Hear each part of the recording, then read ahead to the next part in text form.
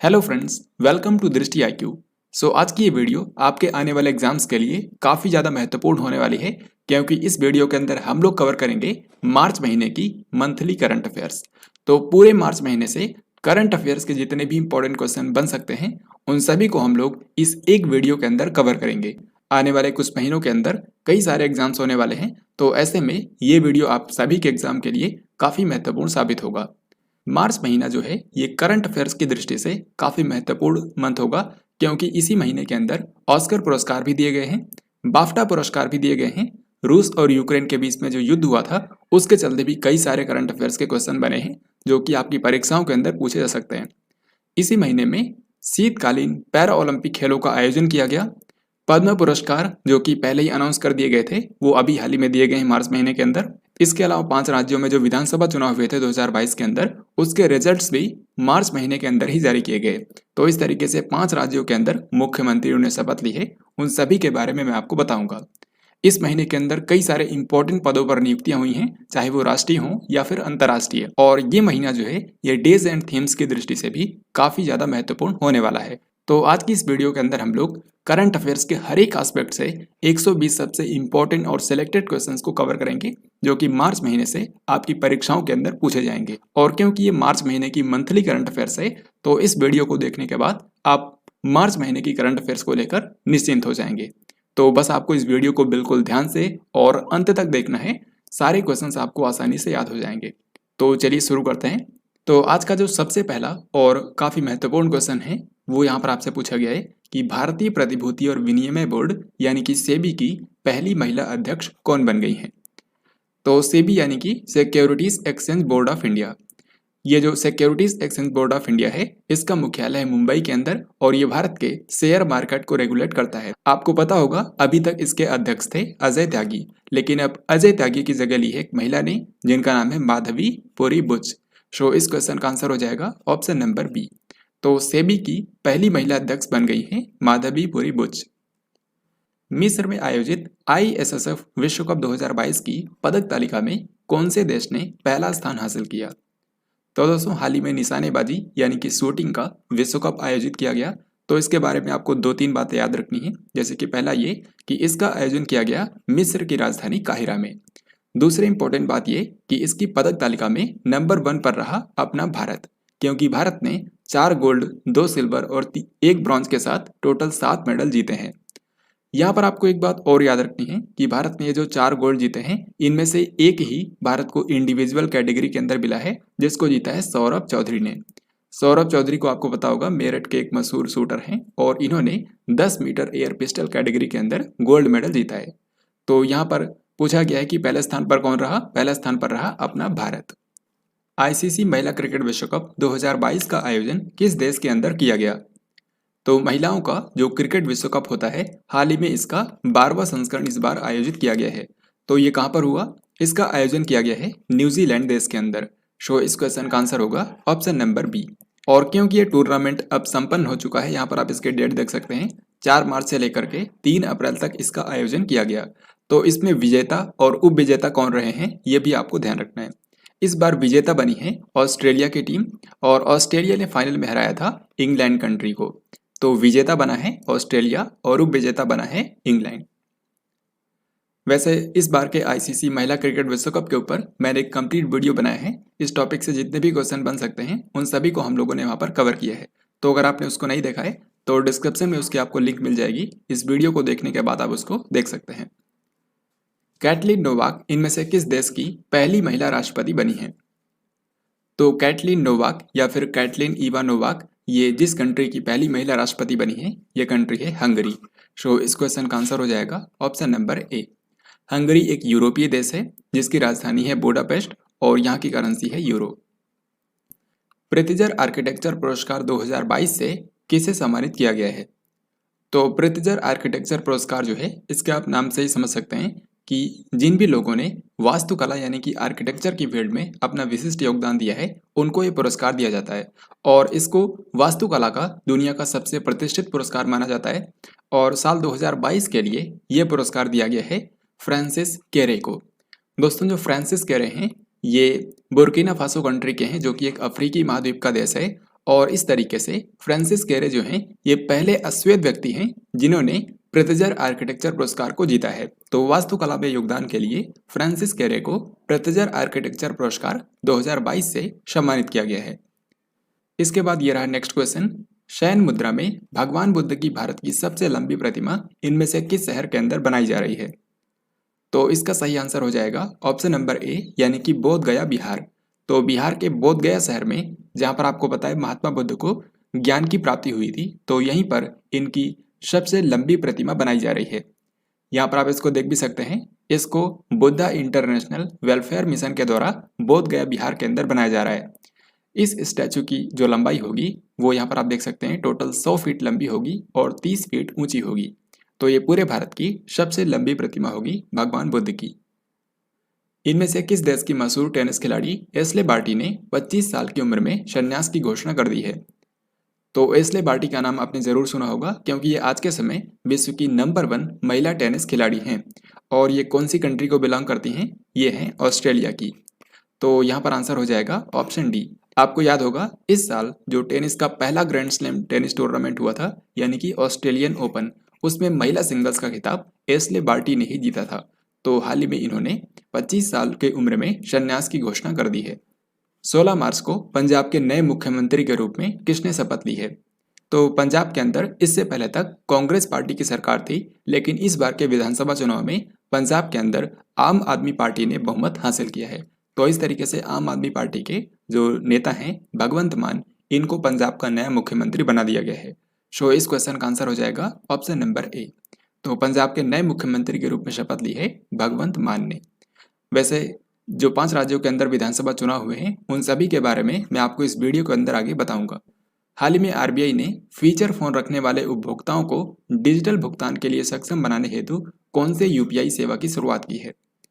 यानी कि जो कीपैड फोन्स रखने वाले लोग हैं अब वो भी यूपीआई के जरिए पेमेंट कर पाएंगे। बस उनको मैसेज करना है और पेमेंट हो जाएगा। यानी कि फीचर फोन रखने वाले जो लोग हैं वो बगैर इंटरनेट के भी यूपीआई के जरिए पैसे ट्रांसफर कर पाएंगे। तो इस यूपीआई का नाम क्या है? इसका नाम रखा गया है यूपीआई 123 पे। सो this question is very very important. Mahashivratri 2022 के अवसर पर एक साथ 11 लाख से भी अधिक दिए जलाकर इनमें से कौन सा शहर Guinness book of world records में शामिल हो गया है? तो इसका सही आंसर हो जाएगा ऑप्शन नंबर ए यानी कि उज्जैन। तो उज्जैन जो कि शिव जी के 12 ज्योतिर्लिंगों में से एक है और ये मध्य प्रदेश के अंदर स्थित है।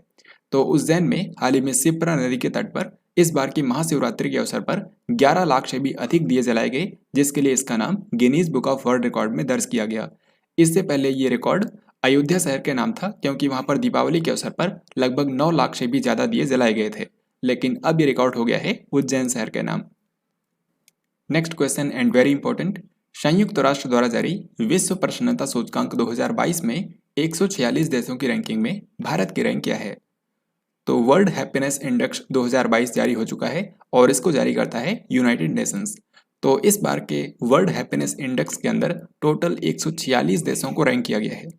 तो इनमें से आपको 3 ही कंट्री की रैंक याद रखनी है। सबसे पहला, पहले स्थान पर कौन है? तो पहले स्थान पर है फिनलैंड। और दोस्तों जो फिनलैंड है ये लगातार 5वीं बार दुनिया का सबसे खुशहाल देश बना है। फिर अगर हम भारत की बात करें तो यहाँ पर भारत की रैंक है 136। और फिर आखिर में भी पूछा जाता है कि आखिरी स्थान पर कौन रहा? इस बार के हैप्पीनेस इंडेक्स में आखिरी स्थान पर रहा अफगानिस्तान, यानी कि 146 रैंक हासिल की है अफगानिस्तान ने। सो यहाँ पर भारत का पूछा गया है, भारत की रैंक हो जाएगी 136। यहाँ पर आप टॉप कंट्रीज को देख भी सकते हैं। नंबर 1 पर है फिनलैंड, दूसरे पर है डेनमार्क, तीसरे पर आइसलैंड। निम्न में से कौन भारत की 23वीं महिला ग्रैंड मास्टर बन गई है? तो शतरंज के अंदर जो ग्रैंड मास्टर का खिताब होता है ये अंतर्राष्ट्रीय शतरंज के लिए जो संस्था है यानी कि फिडे, उसके द्वारा प्रदान किया जाता है। तो अब तक भारत के अंदर 23 महिलाएं ऐसी हैं जिनको ग्रैंड मास्टर का खिताब मिला है। तो जो 23वीं महिला हैं जिनको ग्रैंड मास्टर का खिताब मिला, इनका नाम है प्रियंका नुटकी। सो इस क्वेश्चन का आंसर हो जाएगा ऑप्शन नंबर बी। और जो प्रियंका नुटकी हैं ये आंध्र प्रदेश के विजयवाड़ा से हैं। निम्न में से किस देश के मशहूर खगोल वैज्ञानिक यूजीन न्यूमैन पार्कर का 94 वर्ष की आयु में निधन हो गया है? सही आंसर हो जाएगा ऑप्शन नंबर डी यानी कि अमेरिका। तो अमेरिका के एक मशहूर खगोल वैज्ञानिक हैं जिन्होंने सोलर फिजिक्स में काफ़ी योगदान दिया है। और आपको पता होगा इसीलिए नासा ने 2018 में जो अपना सोलर मिशन लॉन्च किया था उसका नाम इन्हीं के नाम पर रखा था, पार्कर सोलर प्रोब। तो पार्कर सोलर प्रोब का नाम इन्हीं के नाम पर रखा गया था और अभी इन साइंटिस्ट की डेथ हो गई है। इंडियन सुपर लीग यानी कि ISL 2021-22 का खिताब किस टीम ने जीत लिया है? तो इंडियन सुपर लीग जो है ये फुटबॉल का एक टूर्नामेंट होता है और इसके अंदर इस बार विजेता बनी है हैदराबाद FC। दोस्तों हैदराबाद FC ने पहली बार ये खिताब जीता है और इसने फाइनल में हराया केरल ब्लास्टर्स को। तो विजेता बनी है हैदराबाद FC और उपविजेता है केरल ब्लास्टर्स। देश भर में 1 से लेकर के 7 मार्च तक कौन सा सप्ताह मनाया जाता है?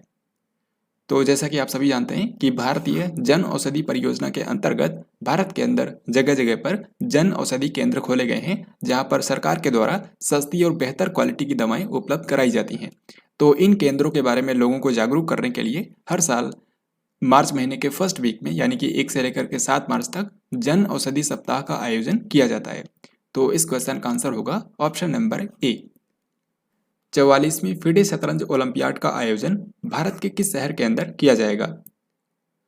तो इसका सही उत्तर हो जाएगा ऑप्शन नंबर ए यानी कि चेन्नई। दोस्तों जो फिडे शतरंज ओलंपियाड टूर्नामेंट होता है ये पहली बार भारत के अंदर आयोजित किया जाएगा। वैसे तो ये टूर्नामेंट जो है ये रूस में किया जाना निर्धारित था, लेकिन क्योंकि रूस ने यूक्रेन पर आक्रमण किया है तो उसके चलते रूस से मेजबानी छीनकर भारत को दी गई है। तो ये पहला मौका होगा जब फिडे शतरंज ओलंपियाड का आयोजन भारत के अंदर किया जाएगा और उसके लिए चेन्नई शहर का चयन किया गया है। हाल ही में साल 2021 के लिए Skoch State of Governance ranking जारी की गई। आपको बताना है कि इसमें कौन से राज्य ने शीर्ष स्थान हासिल किया है। तो जैसा कि इस इंडेक्स के नाम से ही आप समझ सकते हैं, Skoch State of Governance ranking यानी कि इसमें भारत के राज्यों को वहां पर कितना अच्छा शासन है इस मामले में रैंक किया जाता है। तो 2021 के लिए ये जो रैंकिंग जारी की गई है इसमें नंबर 1 पर है आंध्र प्रदेश। सो इस क्वेश्चन का आंसर हो जाएगा ऑप्शन नंबर बी। यहाँ पर आप देख भी सकते हैं नंबर 1 पर है आंध्र प्रदेश, दूसरे स्थान पर है पश्चिम बंगाल और तीसरे स्थान पर है ओडिशा। 4 से 13 मार्च तक आयोजित शीतकालीन पैरा ओलंपिक खेल 2022 का आधिकारिक शुभंकर क्या था? तो हाल ही में 4 से लेकर 13 मार्च तक विंटर पैरा ओलंपिक गेम्स 2022 का आयोजन किया गया और ये कहाँ पर हुआ? इसका आयोजन किया गया है चीन की राजधानी बीजिंग में, जहाँ पर 1 महीने पहले विंटर ओलंपिक गेम्स हुए थे। वहीं पर दिव्यांग खिलाड़ियों के लिए विंटर पैरा ओलंपिक गेम्स का भी आयोजन किया गया। तो इसका शुभंकर क्या था? इसका शुभंकर था शुए रॉन रॉन। सो इस क्वेश्चन का आंसर होगा ऑप्शन नंबर डी। तो अगर हम विंटर पैरा ओलंपिक गेम्स 2022 की बात करें तो इसका 13वां संस्करण था और इसका आयोजन किया गया है चीन की राजधानी बीजिंग में। यहाँ पर टोटल 46 देशों ने हिस्सा लिया, हालांकि इसमें भारत ने पार्टिसिपेट नहीं किया है। इस टूर्नामेंट का ऑफिशियल मैस्कट यानी कि आधिकारिक शुभंकर था शुए रॉन रॉन, जिसको यहाँ पर आप देख सकते हैं। और इसका आदर्श वाक्य यानी कि मोटो था together for a shared future. और यहाँ पर आप देख सकते हैं इस विंटर पैरा ओलंपिक गेम्स के अंदर जो पदक तालिका है उसमें नंबर 1 पर है चाइना, क्योंकि चाइना ने टोटल 18 गोल्ड के साथ यहाँ पर सबसे ज़्यादा मेडल जीते हैं। दूसरे नंबर पर रहा यूक्रेन। तो इस बार के विंटर पैरा ओलंपिक गेम्स के बारे में ये कुछ इंपॉर्टेंट पॉइंट्स आपको ध्यान रखने हैं। भारत का पहला 100% महिला स्वामित्व वाला औद्योगिक पार्क इनमें से किस शहर के अंदर खोला गया है? तो इसका सही आंसर हो जाएगा ऑप्शन नंबर डी यानी कि हैदराबाद। तो तेलंगाना की राजधानी हैदराबाद के अंदर फिक्की लेडीज ऑर्गेनाइजेशन के सहयोग से भारत का पहला 100% महिला स्वामित्व वाला औद्योगिक पार्क खोला गया है। भारत का पहला ई वेस्ट इको पार्क इनमें से किस शहर के अंदर स्थापित किया जाएगा? सही आंसर हो जाएगा ऑप्शन नंबर ए यानी कि दिल्ली। तो भारत की राजधानी दिल्ली के अंदर भारत का पहला ई वेस्ट इको पार्क बनाया जाएगा। तो दिल्ली के अंदर जो भी इलेक्ट्रॉनिक कचरा उत्पन्न होता है उसका निस्तारण इस पार्क के अंदर किया जाएगा। दोस्तों जो पार्क होगा ये टोटल 20 एकड़ क्षेत्र में फैला होगा। सिपरी की रिपोर्ट के अनुसार विश्व का सबसे बड़ा हथियार आयातक देश कौन सा है? तो सबसे पहले आपको बता दूं शिपरी का मतलब होता है Stockholm International Peace Research Institute. तो ये स्वीडन की राजधानी स्टॉकहोम में बेस्ड एक संस्था है। तो सिपरी के द्वारा हर साल एक रिपोर्ट जारी की जाती है जिसका नाम होता है trends in international arms transfer. तो 2021 के लिए हाल ही में रिपोर्ट जारी कर दी गई है और इसमें जो दुनिया का सबसे बड़ा हथियार आयातक देश बना है यह है अपना भारत। यानी कि साल 2021 में सबसे ज़्यादा हथियार खरीदे हैं भारत ने। यहाँ पर आप देख सकते हैं, अगर हम हथियार आयातक देशों की बात करें तो खरीदने के मामले में नंबर 1 पर है भारत, फिर उसके बाद दूसरे नंबर पर है सऊदी अरेबिया, तीसरे पर है मिस्र। और जो दुनिया का सबसे बड़ा हथियार एक्सपोर्टर कंट्री है, यानी कि जो देश सबसे ज़्यादा हथियार बेचता है, वो कंट्री है अमेरिका। दूसरे नंबर पर है रूस और तीसरे नंबर पर है फ्रांस। और इसी तरीके से अगर भारत का पूछा जाए आपसे कि निर्यात करने के मामले में भारत की रैंकिंग क्या है, तो भारत का स्थान है 23वां। तो सिबरी की इस रिपोर्ट के बारे में ये सारी जानकारी आपको ध्यान रखनी है। भारतीय रेलवे का पहला गति शक्ति कार्गो टर्मिनल इनमें से किस रेलवे जोन के अंदर शुरू किया गया है? तो जैसा कि आपको पता होगा, इस बार के केंद्रीय बजट के अंदर अनाउंस किया गया था कि अगले 3 सालों में पीएम गति शक्ति राष्ट्रीय मास्टर प्लान के अंतर्गत देश भर में 100 पीएम गति शक्ति कार्गो टर्मिनल बनाए जाएंगे। तो उसी के अंतर्गत जो भारतीय रेलवे का पहला गति शक्ति कार्गो टर्मिनल बनाया गया है, ये पूर्वी रेलवे जोन के अंदर बनाया गया है। तो इस क्वेश्चन का आंसर होगा ऑप्शन नंबर ए। दोहा में आयोजित 19वीं एशियाई बिलियर्ड चैंपियनशिप 2022 किसने जीती है? तो हाल ही में एशिया लेवल की बिलियर्ड चैंपियनशिप का आयोजन किया गया, जिसको जीत लिया है भारत के पंकज अडवाणी ने। और दोस्तों, पंकज अडवाणी ने 8वीं बार ये एशियाई बिलियर्ड चैंपियनशिप को जीता है। सो इस क्वेश्चन का आंसर होगा option number C. Air India के अध्यक्ष के रूप में किसे अपॉइंट कर दिया गया है? तो एयर इंडिया, जिसको टाटा सन्स को 18,000 करोड़ रुपए में बेच दिया गया है, अब इसके अध्यक्ष बने हैं एन चंद्रशेखरन। दोस्तों, एन चंद्रशेखरन जो हैं, ये इस समय टाटा सन्स के भी अध्यक्ष हैं, तो उन्हीं को एयर इंडिया का अध्यक्ष बना दिया गया है। अब इसी के साथ मैं आपको बताऊंगा कि मार्च 2022 के अंदर कौन कौन सी इंपॉर्टेंट अपॉइंटमेंट्स हुई हैं। तो सबसे पहले आप इनको खुद से ट्राई कर सकते हैं, फिर मैं आपको राइट आंसर बताऊंगा। तो जैसा कि अभी मैंने आपको बताया, एयर इंडिया एयरलाइंस के अध्यक्ष बन गए हैं एन चंद्रशेखरन, यानी कि नटराजन चंद्रशेखरन, जिनको इसी साल पद्म भूषण से भी सम्मानित किया गया था। भारतीय बीमा नियामक और विकास प्राधिकरण, यानी कि Insurance Regulatory and Development Authority of India, जिसको शॉर्ट में IRDAI के नाम से जानते हैं, इसके नए अध्यक्ष बन गए हैं देबाशीष पांडा। देबाशीष पांडा भारत के पूर्व वित्त सचिव रह चुके हैं। जेट एयरवेज, जो कि एक प्राइवेट एयरलाइंस है, इसके मुख्य कार्यकारी अधिकारी यानी कि CEO बने हैं संजीव कपूर। भारतीय प्रतिभूति और विनिमय बोर्ड यानी कि सेबी, इसकी अध्यक्ष बन गई हैं माधवी पुरीबुच। और जैसा कि मैंने आपको बताया कि ये सेबी की पहली महिला अध्यक्ष बनी हैं। ऑयल इंडिया लिमिटेड, इसके अगले चेयरमैन और मैनेजिंग डायरेक्टर होंगे रंजीत रथ। तो ऑयल इंडिया लिमिटेड के अगले CMD होंगे रंजीत रथ। हालांकि अभी के समय है सुशील चंद्र मिश्रा, जो कि 30 जून तक रहेंगे। टाटा कंसल्टेंसी सर्विसेज यानी कि TCS, जो कि भारत की एक प्रमुख IT कंपनी है, इसके MD और CEO एक बार फिर से बन गए हैं राजेश गोपीनाथन। अभी तक यही इसके MD और CEO थे, और एक बार फिर से इनको 5 साल के दूसरे कार्यकाल के लिए चुन लिया गया है। तो ये इस महीने की कुछ इंपॉर्टेंट नियुक्तियां थी, जिनके बारे में आपको ध्यान रखना है। वैसे इस साल जनवरी से लेकर के मार्च महीने तक जो भी इंपॉर्टेंट नियुक्तियां हुई हैं, चाहे वो राष्ट्रीय हों या फिर अंतर्राष्ट्रीय स्तर की, उन सभी पर मैंने एक कंप्लीट वीडियो बनाया है, जिसको आप इस वीडियो के डिस्क्रिप्शन में दी गई लिंक से देख सकते हैं। इनमें से किस राज्य की सरकार ने कौशल्या मातृत्व योजना शुरू की है? तो कौशल्या मातृत्व योजना जो है, इसको शुरू किया है छत्तीसगढ़ की सरकार ने। सो यहाँ पर आंसर हो जाएगा ऑप्शन बी। इस योजना के अंतर्गत जो राज्य के अंदर माताएं हैं, उनको दूसरी लड़की के जन्म पर 5,000 रुपये दिए जाएंगे। तो याद रखिएगा, कौशल्या मातृत्व योजना को शुरू किया है छत्तीसगढ़ की सरकार ने। हाल ही में भारत सरकार ने अब से किस दिन को राष्ट्रीय डॉल्फिन दिवस के रूप में मनाने की घोषणा की है? सो this question is very very important. अब से हर साल जो 5 अक्टूबर का दिन है, ये राष्ट्रीय डॉल्फिन दिवस के रूप में मनाया जाए। तो डॉल्फिन्स की प्रजातियों के बारे में लोगों को जागरूक करने के लिए ये दिवस डिक्लेयर किया गया है, जो कि अब से हर साल भारत के अंदर 5 अक्टूबर को मनाया जाएगा। नाटो सैन्य अभ्यास कोल्ड रिस्पॉन्स 2022 किस देश के अंदर आयोजित किया गया है? तो कोल्ड रिस्पॉन्स नाम का जो अभ्यास होता है, ये नाटो कंट्रीज का आपस में एक अभ्यास होता है। आप जानते हैं कि नाटो के अंदर टोटल 30 देश इसके सदस्य हैं, तो ये सभी देश इस कोल्ड रिस्पॉन्स नाम के अभ्यास में हिस्सा लेते हैं। इस अभ्यास का आयोजन हर 2 साल में एक बार किया जाता है नॉर्वे कंट्री के अंदर। तो इस बार भी इसका आयोजन नॉर्वे में किया गया है। सो यहाँ पर आंसर हो जाएगा ऑप्शन ए। नाटो की अगर हम बात करें तो ये एक मिलिट्री अलायंस है 30 देशों का। इसका फुल फॉर्म होता है नॉर्थ अटलांटिक ट्रीटी ऑर्गेनाइजेशन। इसका मुख्यालय बेल्जियम की राजधानी ब्रुसेल्स में है, और अभी के समय इसके जो महासचिव हैं वो नॉर्वे कंट्री के ही हैं, उनका नाम है जेंस स्टोल्टनबर्ग। आज़ादी का अमृत महोत्सव को चिन्हित करने के लिए इनमें से किस देश के अंदर महात्मा गांधी ग्रीन ट्रायंगल का अनावरण किया गया है? तो आज़ादी का अमृत महोत्सव को चिन्हित करने के लिए एक अफ्रीकी देश है जिसका नाम मेडागास्कर है, यहाँ पर महात्मा गांधी ग्रीन ट्रायंगल का अनावरण किया गया है। जो मेडागास्कर की राजधानी है एंटानानारिवो, तो मेडागास्कर की राजधानी एंटानानारिवो के अंदर ही ये महात्मा गांधी ग्रीन ट्रायंगल बनाया गया है, जिसका उद्घाटन किया भारत के जो मेडागास्कर कंट्री के अंदर राजदूत हैं अभय कुमार ने।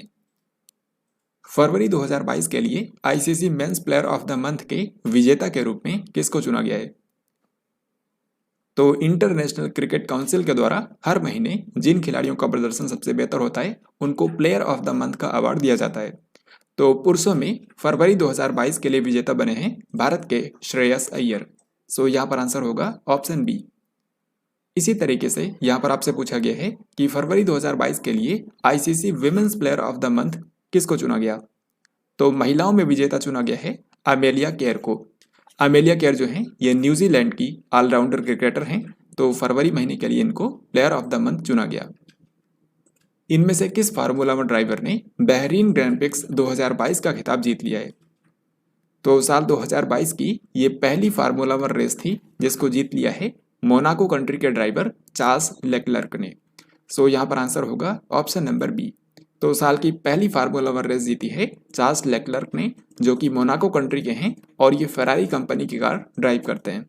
वैसे मार्च महीने में इसके अलावा एक अन्य फार्मूला वन रेस हुई थी, यानी कि साल की दूसरी फार्मूला वन रेस, जिसका नाम था सऊदी अरब ग्रैंड प्रिक्स, और उसको जीता था मैक्स वर्स्टापन ने।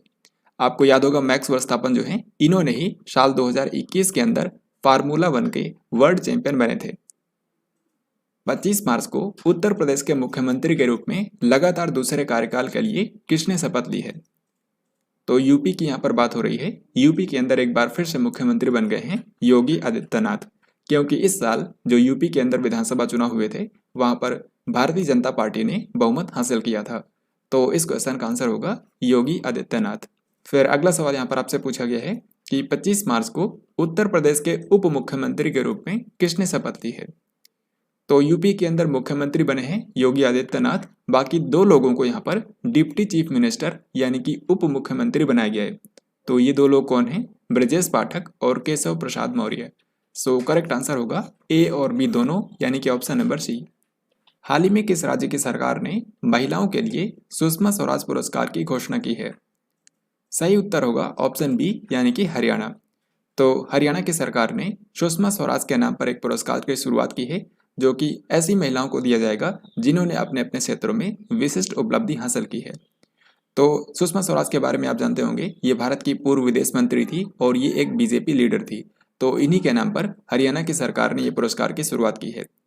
इस अवार्ड के अंदर एक सर्टिफिकेट दिया जाएगा, साथ ही 5 लाख रुपए नकद पुरस्कार दिए जाएंगे। तो इसमें जो पुरस्कार राशि है वो 5 लाख रुपए दिए जाएंगे। निम्न में से किस बॉलीवुड अभिनेत्री को टाइम 100 इम्पैक्ट अवार्ड 2022 के पुरस्कार विजेताओं में से एक के रूप में नामित किया गया है? तो दोस्तों ये जो टाइम 100 इम्पैक्ट अवार्ड है ये इसी साल शुरू किया गया है, यानी कि इस साल इसका पहला संस्करण हाल ही में आयोजित किया गया। तो इसके अंदर टोटल 7 लोगों को विजेता चुना गया है, जिनमें से एक भारत की बॉलीवुड अभिनेत्री भी हैं जिनका नाम है दीपिका पादुकोण। सो यहाँ पर आंसर हो जाएगा ऑप्शन नंबर डी। इनको पुरस्कार क्यों दिया गया है? क्योंकि इन्होंने मानसिक स्वास्थ्य से जुड़ी समस्याओं के बारे में लोगों को जागरूक किया है। तो मेंटल हेल्थ अवेयरनेस के लिए दीपिका पादुकोण को टाइम 100 इम्पैक्ट अवार्ड 2022 से सम्मानित किया गया है। नीति आयोग द्वारा जारी निर्यात तैयारी सूचकांक 2021 में कौन से राज्य ने शीर्ष स्थान हासिल किया है? तो सबसे पहला सवाल आपके एग्जाम में ये पूछा जा सकता है कि निर्यात तैयारी सूचकांक यानी कि जो एक्सपोर्ट प्रिपेयर्डनेस इंडेक्स होता है, इसको कौन सी संस्था के द्वारा जारी किया जाता है? तो इसको जारी करता है नीति आयोग। नीति आयोग वैसे और भी कई सारे इंडेक्सेस जारी करता है नेशनल लेवल पर, तो उसी तरीके से एक्सपोर्ट प्रिपेयर्डनेस इंडेक्स हाल ही में जारी किया गया है। ये इसका दूसरा संस्करण है और दोनों ही बार जो विजेता बना है ये है गुजरात, यानी कि निर्यात को लेकर तैयारी के मामले में जो भारत का नंबर 1 राज्य है ये है गुजरात। यहाँ पर आप देख सकते हैं, अगर हम समग्र रैंकिंग की बात करें तो ओवरऑल यहाँ पर जो राज्य नंबर 1 है ये है गुजरात। गुजरात के बाद दूसरे स्थान पर है महाराष्ट्र, तीसरे स्थान पर है कर्नाटक, चौथे पर है तमिलनाडु। और आप देख सकते हैं जो टॉप 4 भारत के स्टेट्स हैं एक्सपोर्ट प्रिपेयर्डनेस के मामले में, वो सभी के सभी भारत के तटवर्ती राज्य हैं। तो यहाँ पर जो तटवर्ती राज्य हैं उनकी परफॉर्मेंस काफ़ी बेहतर है। भारतीय रिजर्व बैंक यानी कि आरबीआई ने इनमें से किस पेमेंट्स बैंक को तत्काल प्रभाव से नए खाते खोलने पर रोक लगा दी है? यानी कि आपको बताना है इनमें से उस पेमेंट्स बैंक का नाम जो कि अब नए कस्टमर्स को नहीं जोड़ पाएगी, क्योंकि इसको हाल ही में आरबीआई ने नए खाते खोलने से रोक लगा दी है। तो ये है Paytm Payments Bank. Correct answer हो जाएगा option B. Next question and very important, भारतीय बीमा नियामक और विकास प्राधिकरण यानी कि Insurance Regulatory and Development Authority of India, जिसको शॉर्ट में ईडीआई के नाम से जाना जाता है, तो आपको ये बताना है कि इसके अध्यक्ष के रूप में किसे अपॉइंट कर दिया गया है। तो ईडीआई नाम की जो संस्था है ये भारत के अंदर बीमा क्षेत्र को रेगुलेट करता है और उसके विकास के लिए भी काम करता है। इसका मुख्यालय है हैदराबाद शहर के अंदर, और अभी अभी इसके जो नए अध्यक्ष बन गए हैं उनका नाम है देवाशीष पांडा। देवाशीष पांडा भारत के पूर्व वित्त सचिव रह चुके हैं, तो इनको अब ईडीआई का नया अध्यक्ष बना दिया गया है। इन्होंने स्थान लिया है सुभाष चंद्र खुंटिया का। 14वां भारत जापान वार्षिक शिखर सम्मेलन 2022 इनमें से किस शहर के अंदर आयोजित किया गया है? तो भारत और जापान के बीच में जो एनुअल समिट होती है उसका आयोजन हाल ही में किया गया। ये सम्मेलन हुआ भारत की राजधानी नई दिल्ली के अंदर। सो इस क्वेश्चन का आंसर हो गया ऑप्शन नंबर डी। और इस सम्मेलन के अंदर हिस्सा लेने के लिए जो जापान के प्रधानमंत्री हैं यानी कि फूमियो किशिदा, वो भारत की यात्रा पर आए थे। और इस तरीके से प्रधानमंत्री के रूप में फूमियो किशिदा की ये भारत की पहली यात्रा थी। तो इस सम्मेलन के दौरान भारत के प्रधानमंत्री नरेंद्र मोदी और फूमियो किशिदा ने आपस में बैठक की। अगला सवाल यहाँ पर आपसे पूछा गया है इसी से रिलेटेड, जापान ने अगले 5 वर्षों के अंदर भारत में कितने लाख करोड़ रुपए के निवेश के लक्ष्य की घोषणा की है? तो इस बैठक के बाद पीएम नरेंद्र मोदी ने अनाउंस किया कि जो जापान है ये अगले 5 सालों में भारत के अंदर 5 ट्रिलियन येन इन्वेस्ट करेगा। 5 ट्रिलियन येन का मतलब लगभग 3.2 लाख करोड़ रुपए। सो यहाँ पर आंसर हो गया ऑप्शन सी। फिर इसके बाद ये रहा अगला सवाल, सरदार बर्डी मुखामदेव इनमें से किस मध्य एशियाई देश के नए राष्ट्रपति बन गए हैं? तो जैसा कि आप सभी जानते हैं मध्य एशिया के अंदर टोटल 5 देश आते हैं, उन्हीं में से एक है तुर्कमेनिस्तान। तो यहाँ पर हाल ही में नए राष्ट्रपति बन गए हैं सरदार बर्डी मुखामदेव। तुर्कमेनिस्तान की राजधानी है अशगाबाद और यहाँ की जो करेंसी है वो है मनात। किस देश की रिजवाना हसन को साल 2022 के अंतर्राष्ट्रीय साहसी महिला पुरस्कार के लिए चुना गया है? तो अंतर्राष्ट्रीय साहसी महिला पुरस्कार यानी कि international women of courage award, ये अमेरिकी विदेश विभाग के द्वारा ऐसी महिलाओं को दिया जाता है जिन्होंने अपने कम्युनिटी में बदलाव लाने के लिए साहसपूर्ण कार्य किया है। तो साल 2022 के लिए दुनिया भर से टोटल 12 महिलाओं को चुना गया। इन 12 में से एक बांग्लादेश की एनवायरमेंटल लॉयर भी हैं जिनका नाम है रिजवाना हसन। तो इन्होंने पर्यावरण क्षेत्र के संरक्षण के लिए काफ़ी काम किया है, जिसके चलते इनको पुरस्कार विजेताओं में से एक के रूप में चुना गया है। तो यहाँ पर आंसर हो जाएगा बांग्लादेश। हाल ही में लॉन्च पुस्तक रिस्ट अस्योर्ड एन ऑटोबायोग्राफी ये किस पूर्व क्रिकेटर की आत्मकथा है? सही उत्तर होगा जी.आर. विश्वनाथ। तो भारत के पूर्व क्रिकेटर जी.आर. विश्वनाथ की हाल ही में ऑटोबायोग्राफी लॉन्च हुई है जिसका टाइटल है रिस्ट अस्योर्ड। जो जी.आर. विश्वनाथ हैं इन्होंने भारत के लिए टोटल 91 टेस्ट मैच खेले थे और इसमें इन्होंने लगभग 6000 से भी ज़्यादा रन बनाए थे। तो इन्होंने हाल ही में अपनी आत्मकथा लिखी है जिसका टाइटल है रिस्ट अस्योर्ड, और इसको इन्होंने आर कौशिक के साथ में मिलकर लिखा है। बैडमिंटन टूर्नामेंट स्विस ओपन 2022 के महिला एकल का खिताब किसने जीत लिया है? तो हाल ही में एक बैडमिंटन टूर्नामेंट का आयोजन किया गया स्विस ओपन 2022 और इसके महिला एकल का खिताब जीत लिया है भारत की पीवी सिंधु ने। यहाँ पर उत्तर हो जाएगा ऑप्शन ए।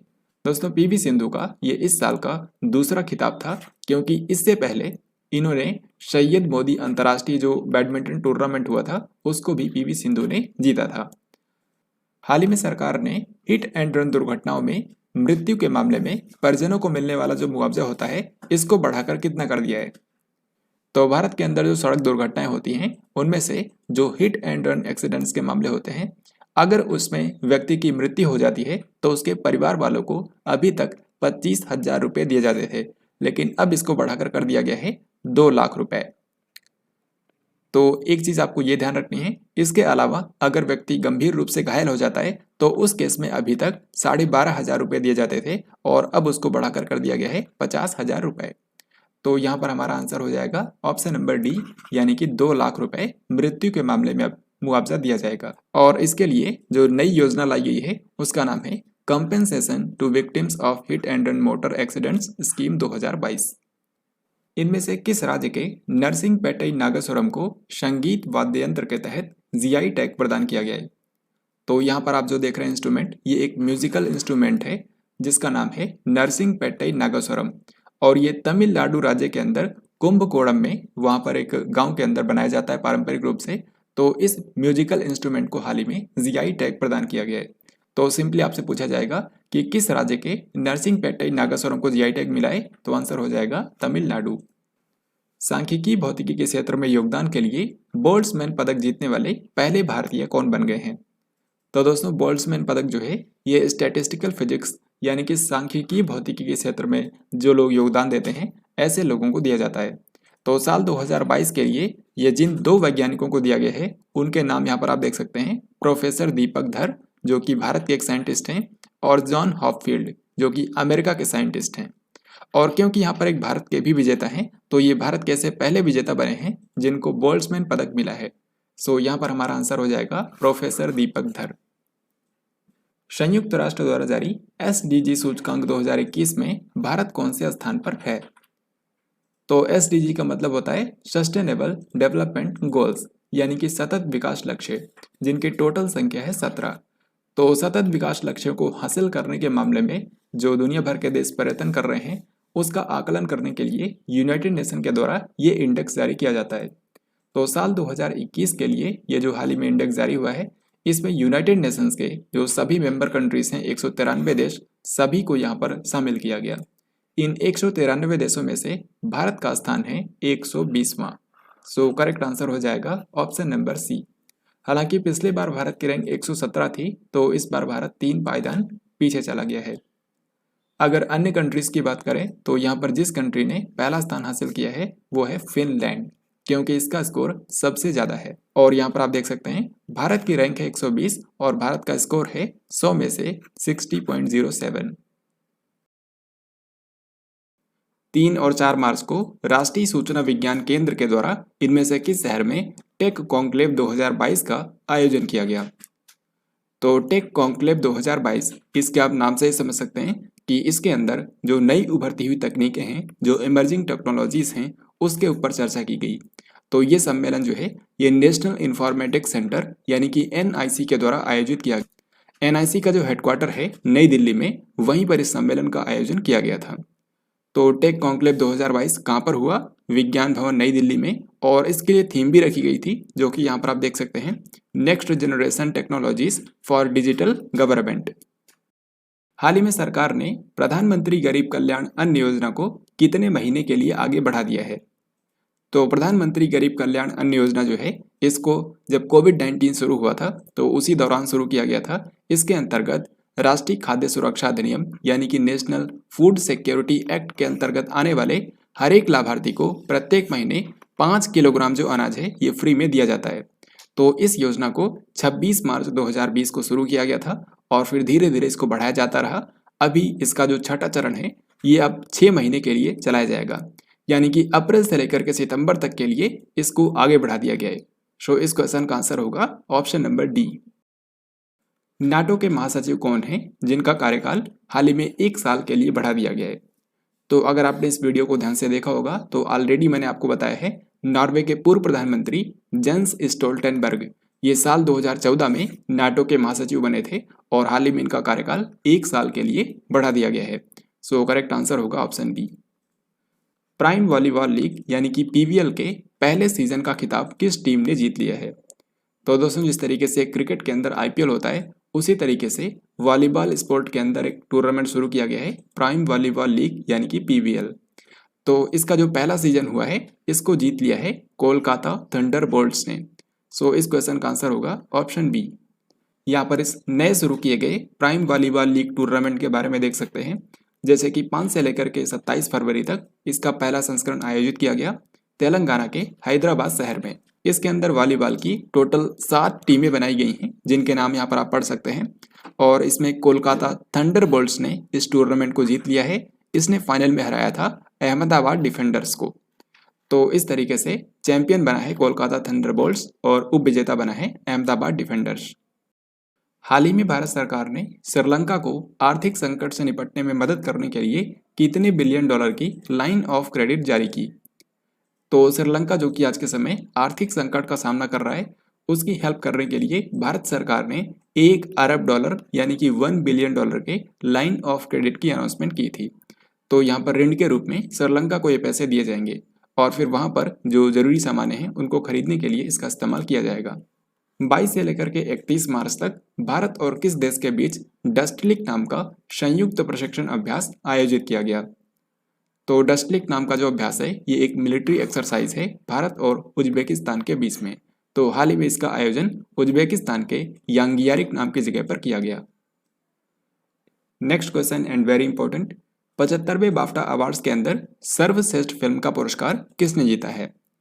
तो हाल ही में 75वें बाफ्टा पुरस्कारों की अनाउंसमेंट की गई जिसको ब्रिटिश अकादमी फिल्म पुरस्कार भी बोला जाता है। इन पुरस्कार समारोह के अंदर जो सबसे बेस्ट फिल्म बनी इसका नाम है the power of the dog. So correct answer हो जाएगा ऑप्शन नंबर डी। वैसे तो इस टॉपिक पर मैंने अलग से वीडियो बनाया है, लेकिन जो इंपॉर्टेंट कैटेगरीज हैं उनको हम लोग यहाँ पर देखते हैं। जैसे कि आप देख सकते हैं सर्वश्रेष्ठ फिल्म इस बार बनी है the power of the dog और इसी फिल्म की जो डायरेक्टर है जेन कैंपियन, इनको सर्वश्रेष्ठ निर्देशक का पुरस्कार मिला। फिर इसके अलावा बेस्ट एक्टर बने हैं विल स्मिथ, बेस्ट एक्ट्रेस का पुरस्कार मिला है जोआना स्कैनलन को। देन इसके बाद बेस्ट सपोर्टिंग एक्टर का पुरस्कार दिया गया है ट्रॉय कोटसुर को, कोडा नाम की फिल्म में इनके अभिनय के लिए। फिर बेस्ट सपोर्टिंग एक्ट्रेस का पुरस्कार दिया गया है एरियाना डेबोस को। और फिर आखिर में आपको याद रखना है ये 2 अन्य categories, best animated feature film बनी है एनकैंटो और बेस्ट नॉन इंग्लिश फिल्म का पुरस्कार मिला है ड्राइव माई कार को। जो ड्राइव माई कार फिल्म है ये जापान की मूवी है, तो इसको इस बार बेस्ट नॉन इंग्लिश फिल्म का पुरस्कार मिला। तो बाफ्टा पुरस्कारों के अंदर इन सभी इंपॉर्टेंट कैटेगरीज के विनर्स के नाम आपको याद रखते हैं। 70वीं मिस वर्ल्ड प्रतियोगिता 2021 का खिताब किसने अपने नाम कर लिया है। तो 2021 की जो 70वीं मिस वर्ल्ड प्रतियोगिता हाल ही में हुई है इसकी विजेता बनी है कारोलिना बिलावस्का। तो मिस वर्ल्ड 2021 का खिताब जीता है कारोलिना बिलावस्का ने, जो कि है पोलैंड कंट्री की। यहाँ पर आपको ये भी याद रखना है कि इस बार जो 70वीं मिस वर्ल्ड प्रतियोगिता हुई है इसका आयोजन किया गया था प्यूर्टो रिको के सैन जुआन नाम के शहर में। प्यूर्टो रिको के सैन जुआन में इसका आयोजन किया गया। हरियाणा के किस शहर में 35वां सूरजकुंड अंतर्राष्ट्रीय शिल्प मेला आयोजित किया गया। तो सूरजकुंड अंतर्राष्ट्रीय शिल्प मेला जो होता है ये एक ही जगह पर हर साल लगता है, हरियाणा के फरीदाबाद में। तो इस बार भी हरियाणा के फरीदाबाद में इसका आयोजन किया गया। अगर आपसे पूछें कि इसका उद्घाटन किसने किया, तो इसका उद्घाटन किया था हरियाणा के जो मुख्यमंत्री और राज्यपाल हैं, यानी कि मुख्यमंत्री मनोहर लाल खट्टर और राज्यपाल बंडारू दत्तात्रेय, दोनों लोगों ने संयुक्त रूप से इसका उद्घाटन किया। इस बार के सूरजकुंड अंतर्राष्ट्रीय शिल्प मेले का जो भागीदार देश था यानी कि पार्टनर कंट्री वो था उज्बेकिस्तान। इसके अलावा जो थीम स्टेट इस बार था वो था जम्मू एंड कश्मीर। तो ये 2 बातें भी आपको याद रखनी है। जैसे कि यहाँ पर आपसे नेक्स्ट क्वेश्चन में पूछा गया है 35वें सूरजकुंड अंतर्राष्ट्रीय शिल्प मेले का थीम राज्य कौन सा रहा।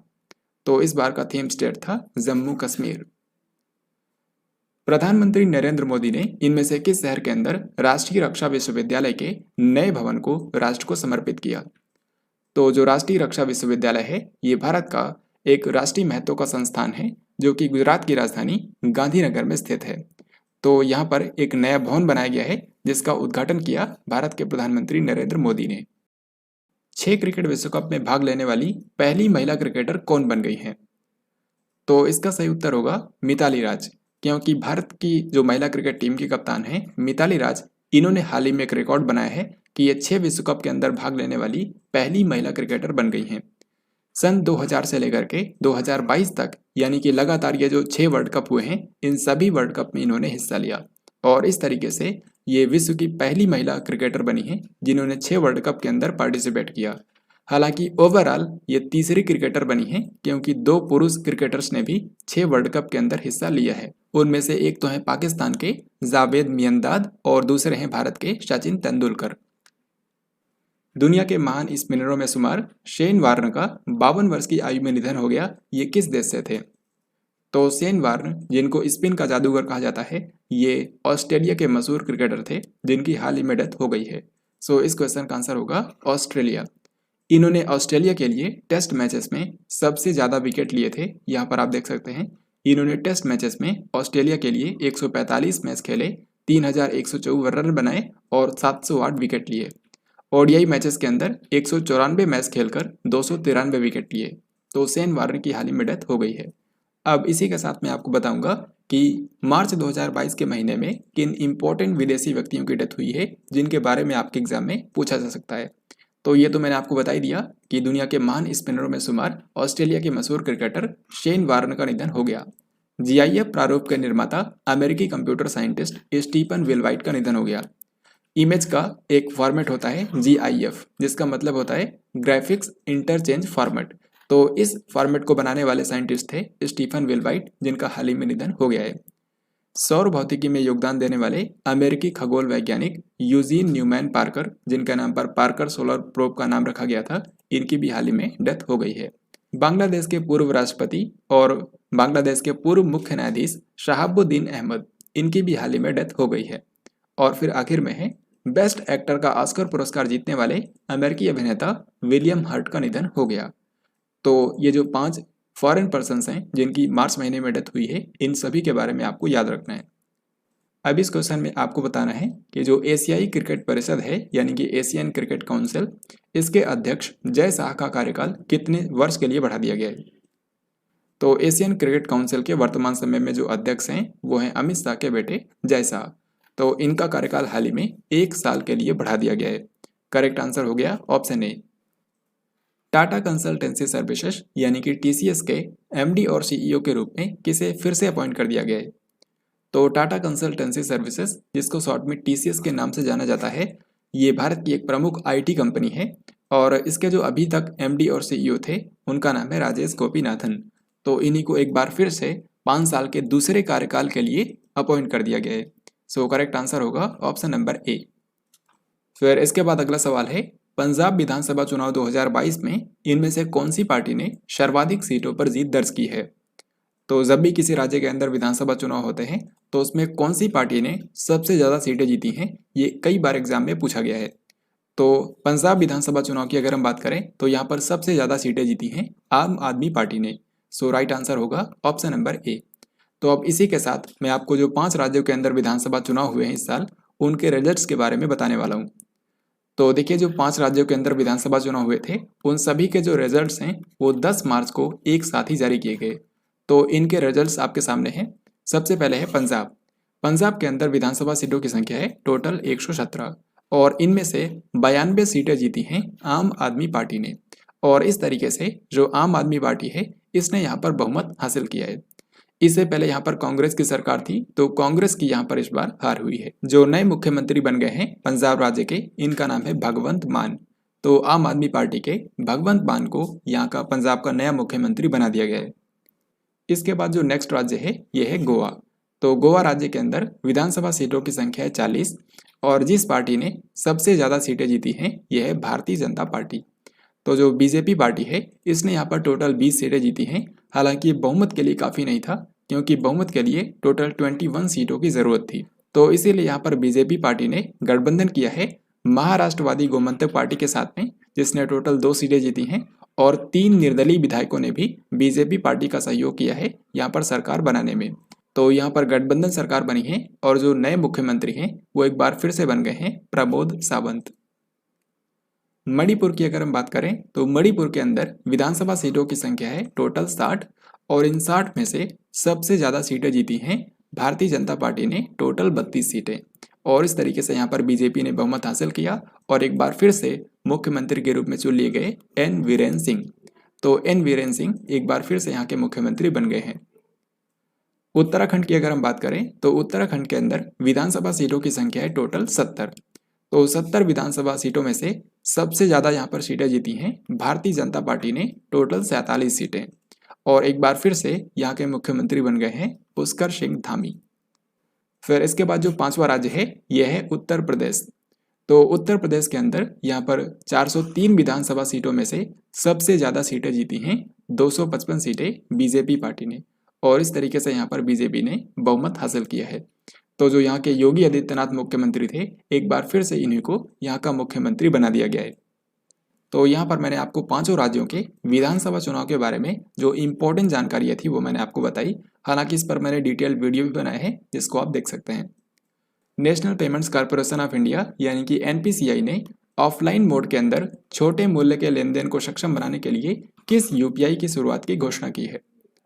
तो इसका सही उत्तर होगा ऑप्शन बी यानी कि यूपीआई लाइट। तो जो यूपीआई लाइट होगा ये वॉलेट सिस्टम के जरिए काम करेगा, यानी कि इसमें आप कुछ पैसे ऐड कर सकते हैं और फिर उसको जहाँ चाहे आप ट्रांजैक्शन के रूप में इस्तेमाल कर सकते हैं। तो ये जो यूपीआई लाइट सर्विस होगी इसमें मैक्सिमम आप एक बार में 200 रुपये का ट्रांजैक्शन कर सकते हैं, जिसके लिए इंटरनेट की ज़रूरत नहीं पड़ेगी। हाल ही में किस भारतीय अभिनेता को अबू धाबी के यास द्वीप का ब्रांड एम्बेसडर बना दिया गया है? तो यूएई की जो राजधानी है अबू धाबी, यहाँ पर एक आइलैंड है जिसका नाम है यास द्वीप। तो जो यास द्वीप है इसके बारे में लोगों को बताने के लिए, ताकि यहाँ पर पर्यटन को बढ़ावा मिले, इसलिए एक भारतीय अभिनेता को ब्रांड एम्बेसडर बनाया गया है जिनका नाम है रणवीर सिंह। तो इस क्वेश्चन का आंसर होगा ऑप्शन बी, यानी कि जो रणवीर सिंह हैं ये यास आइलैंड के बारे में लोगों को बताएंगे ताकि यहाँ पर पर्यटन को बढ़ावा मिले। 6 मार्च को पीएम नरेंद्र मोदी ने इनमें से किस मेट्रो रेल परियोजना का उद्घाटन किया? सही आंसर हो जाएगा ऑप्शन ए यानी कि पुणे मेट्रो। तो जो भारत के प्रधानमंत्री नरेंद्र मोदी हैं ये हाल ही में 6 मार्च के दिन पुणे महाराष्ट्र की यात्रा पर गए हुए थे और वहां पर इन्होंने पुणे मेट्रो रेल परियोजना का उद्घाटन किया। हालांकि आपको बता दूं जो पुणे मेट्रो रेल परियोजना है इसकी टोटल लंबाई है 32.2 किलोमीटर, लेकिन इसमें से जो 12 किलोमीटर लंबा सेक्शन बनकर तैयार हो गया था उसी का उद्घाटन किया है प्रधानमंत्री नरेंद्र मोदी ने। देन इसके बाद ये रहा नेक्स्ट क्वेश्चन, भारत और पाकिस्तान के बीच अस्थायी सिंधु आयोग की 117वीं बैठक किस शहर के अंदर आयोजित की गई? तो जैसा कि आप जानते हैं भारत और पाकिस्तान के बीच में जो सिंधु जल समझौता हुआ था वो सन 1960 के अंदर हुआ था। तो उसी के तहत अस्थायी सिंधु आयोग बनाया गया था जिसकी हर साल बैठक होती है। इसको बारी बारी से दोनों कंट्रीज आयोजित करते हैं, एक बार भारत में होती है एक बार पाकिस्तान में। तो पिछली बार ये भारत की राजधानी नई दिल्ली में हुई थी, इस बार पाकिस्तान की राजधानी इस्लामाबाद के अंदर इसका आयोजन किया गया। 22 से लेकर के 31 मार्च तक भारत और किस देश के बीच लमितीय 2022 नामक संयुक्त सैन्य अभ्यास आयोजित किया गया? तो लमितीय नाम का जो अभ्यास है ये भारत और सेशल्स की आर्मी के बीच में होता है। सो करेक्ट आंसर होगा ऑप्शन नंबर ए। हाल ही में हीरो मोटोकॉर्प ने इलेक्ट्रिक मोबिलिटी के लिए किस नए ग्लोबल ब्रांड का अनावरण किया है? सही आंसर हो जाएगा ऑप्शन बी यानी कि वीडा। तो इस वीडा ब्रांड के अंतर्गत जो हीरो मोटोकॉर्प है ये अपनी पहली इलेक्ट्रिक टू व्हीलर लॉन्च करेगा। इसके बाद अगला सवाल आपके सामने है, भारतीय रेलवे ने रेल दुर्घटनाओं को रोकने के लिए किस स्वदेशी टक्कर रोधी प्रणाली का सफलतापूर्वक परीक्षण किया है?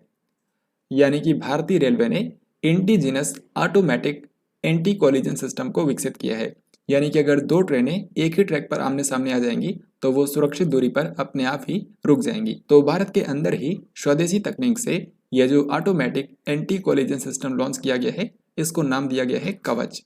सो इस क्वेश्चन का हमारा आंसर हो जाएगा ऑप्शन नंबर बी। और भारतीय रेलवे ने कहा है कि यह विश्व की सबसे सस्ती एंटी कोलिजन सिस्टम है। 31वें दक्षिण पूर्व एशियाई खेल का आयोजन 12 से लेकर के 23 मई तक किस देश के अंदर किया जाएगा?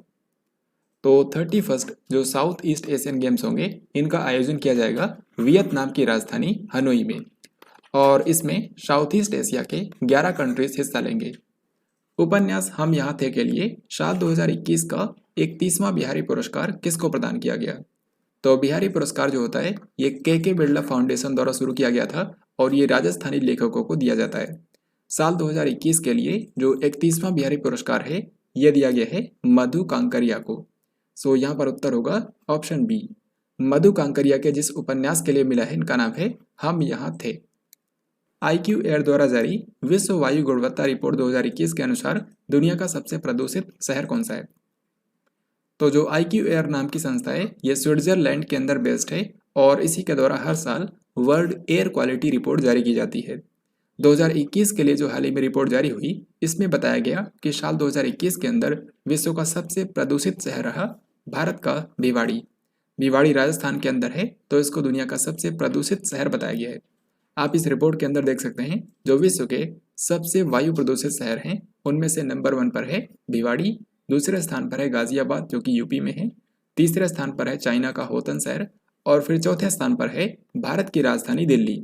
यानी कि जो दिल्ली शहर है ये विश्व की सबसे प्रदूषित राजधानी शहर बनी है, क्योंकि इससे पहले कोई अन्य राजधानी यहाँ पर नहीं है। और आपको बता दूं कि जो दिल्ली शहर है ये लगातार चौथी बार विश्व की सबसे प्रदूषित राजधानी शहर बनी है, लेकिन ओवरऑल जो दुनिया का सबसे प्रदूषित शहर रहा वो था भिवाड़ी। 2 मार्च को किसने बेंगलुरु स्थित निम्हांस के सहयोग से तैयार की गई स्त्री मनोरक्षा परियोजना की शुरुआत की है? तो सही आंसर हो जाएगा ऑप्शन बी यानी कि स्मृति ईरानी। तो स्मृति ईरानी जो कि भारत की महिला और बाल विकास मंत्री हैं, इन्होंने हाल ही में एक परियोजना शुरू की है जिसका नाम है स्त्री मनोरक्षा परियोजना। और इसके जरिए भारत में जो वन स्टॉप सेंटर्स हैं उसके कर्मियों को ट्रेन किया जाएगा ताकि वो महिलाओं के मानसिक स्वास्थ्य समस्याओं का समाधान कर सकें। तो याद रखिएगा स्त्री मनोरक्षा परियोजना की शुरुआत की है महिला और बाल विकास मंत्री स्मृति ईरानी ने। हाल ही में किस भारतीय को royal society of Edinburgh Scotland के एक फेलो के रूप में चुना गया है? तो रॉयल सोसाइटी ऑफ एडिनबर्ग जो कि स्कॉटलैंड के अंदर बेस्ड है, इसके एक फेलो के रूप में चुना गया है भारत की किरण मजूमदार शॉ को। सो यहाँ पर उत्तर हो जाएगा ऑप्शन डी। जो किरण मजूमदार शॉ हैं ये बायोकॉन की संस्थापक हैं। 7 मार्च को किसने नई दिल्ली के अंदर कन्या शिक्षा प्रवेश उत्सव अभियान की शुरुआत की है? तो कन्या शिक्षा प्रवेश उत्सव अभियान क्या है? इसके अंतर्गत 11 से लेकर के 14 साल तक की वो लड़कियां जिन्होंने स्कूल को बीच में ही छोड़ दिया था उनको फिर से स्कूल में पहुंचाया जाएगा। तो कन्या शिक्षा प्रवेश उत्सव जो है इसकी शुरुआत की है महिला और बाल विकास मंत्री स्मृति ईरानी ने। सो यहाँ पर उत्तर होगा ऑप्शन बी। यहाँ पर आपको याद रखना है कि इस अभियान को भारत सरकार के महिला और बाल विकास मंत्रालय ने शिक्षा मंत्रालय और यूनिसेफ के साथ में मिलकर शुरू किया है। 200 अंतर्राष्ट्रीय एक दिवसीय मैच खेलने वाली विश्व की दूसरी महिला क्रिकेटर कौन बन गई हैं? तो इसका सही आंसर होगा ऑप्शन डी यानी कि झूलन गोस्वामी। तो जो झूलन गोस्वामी हैं इन्होंने हाल ही में 200 ओडीआई मैच कंप्लीट किए हैं और ऐसा करने वाली ये विश्व की दूसरी महिला क्रिकेटर बन गई हैं। इनसे पहले सिर्फ एक ही महिला क्रिकेटर ने 200 से ज़्यादा ओडीआई मैच खेले हैं और वो हैं भारत की मिताली राज, क्योंकि मिताली राज ने 232 ओडीआई मैच खेले हैं। किस देश के मशहूर गोल्फर टाइगर वुड्स को world golf hall of fame में 2022 के लिए शामिल किया गया? तो दोस्तों जो टाइगर वुड्स हैं ये अमेरिका के एक मशहूर गोल्फर हैं और आज तक के इतिहास के ये सबसे महानतम गोल्फ खिलाड़ियों में से एक हैं। तो हाल ही में साल 2022 के लिए इनको world golf hall of fame में शामिल किया गया। तो ये कौन से देश से हैं? ये हैं अमेरिका से। यहाँ पर आप देख सकते हैं world golf hall of fame के अंदर 2022 के लिए टोटल 4 गोल्फ खिलाड़ियों को शामिल किया गया है, उनमें से एक हैं टाइगर वुड्स। फिर अगला सवाल आपसे पूछा गया है कि 23 मार्च को उत्तराखंड के नए मुख्यमंत्री के रूप में किसने शपथ ली है? तो उत्तराखंड राज्य के अंदर बीजेपी ने बहुमत हासिल किया है और एक बार फिर से यहाँ के मुख्यमंत्री बन गए हैं पुष्कर सिंह धामी। सो करेक्ट आंसर हो जाएगा ऑप्शन नंबर डी। फिर इसके बाद ये रहा अगला सवाल और ये क्वेश्चन भी काफ़ी ज़्यादा महत्वपूर्ण है। आपको बताना है कि भारत के किस पूर्व क्रिकेटर को मालदीव सरकार के द्वारा स्पोर्ट्स आइकन पुरस्कार से सम्मानित किया गया? तो मालदीव कंट्री के अंदर जो मालदीव स्पोर्ट्स अवार्ड दिए जाते हैं उसमें इस साल एक भारतीय क्रिकेटर को सम्मानित किया गया है जिनका नाम है सुरेश रैना। तो इनकी क्रिकेट में इनकी उपलब्धियों को देखते हुए इनको ये सम्मान मालदीव सरकार के द्वारा दिया गया है। 4 मार्च 2022 को भारत के किस पूर्व सेना प्रमुख का 88 वर्ष की आयु में निधन हो गया है? तो भारतीय आर्मी के पूर्व चीफ जिनका नाम था एस.एफ. रॉड्रिक्स, जनरल एस.एफ. रॉड्रिक्स, हाल ही में इनकी डेथ हो गई है। इन्होंने सन 1990 से लेकर के 93 के बीच में भारतीय सेना के प्रमुख के रूप में कार्य किया। इसके अलावा ये सन 2004 से लेकर के 2010 तक पंजाब के राज्यपाल भी रहे। तो इनकी हाल ही में डेथ हो गई है। तो मार्च महीने के अंदर भारत के जिन पर्सनालिटीज़ की डेथ हुई है जिनके बारे में आपके एग्जाम में क्वेश्चन बन सकते हैं उनमें से एक मैंने आपको बताया, भारत के पूर्व सेना प्रमुख और पंजाब के पूर्व राज्यपाल जनरल एस.एफ. रॉड्रिक्स का निधन हो गया।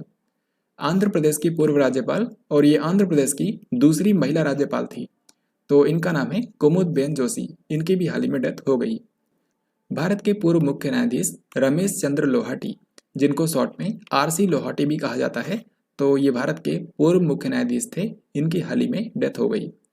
बंगाली फिल्म उद्योग के प्रसिद्ध अभिनेता अभिषेक चटर्जी का 58 वर्ष की आयु में निधन हो गया।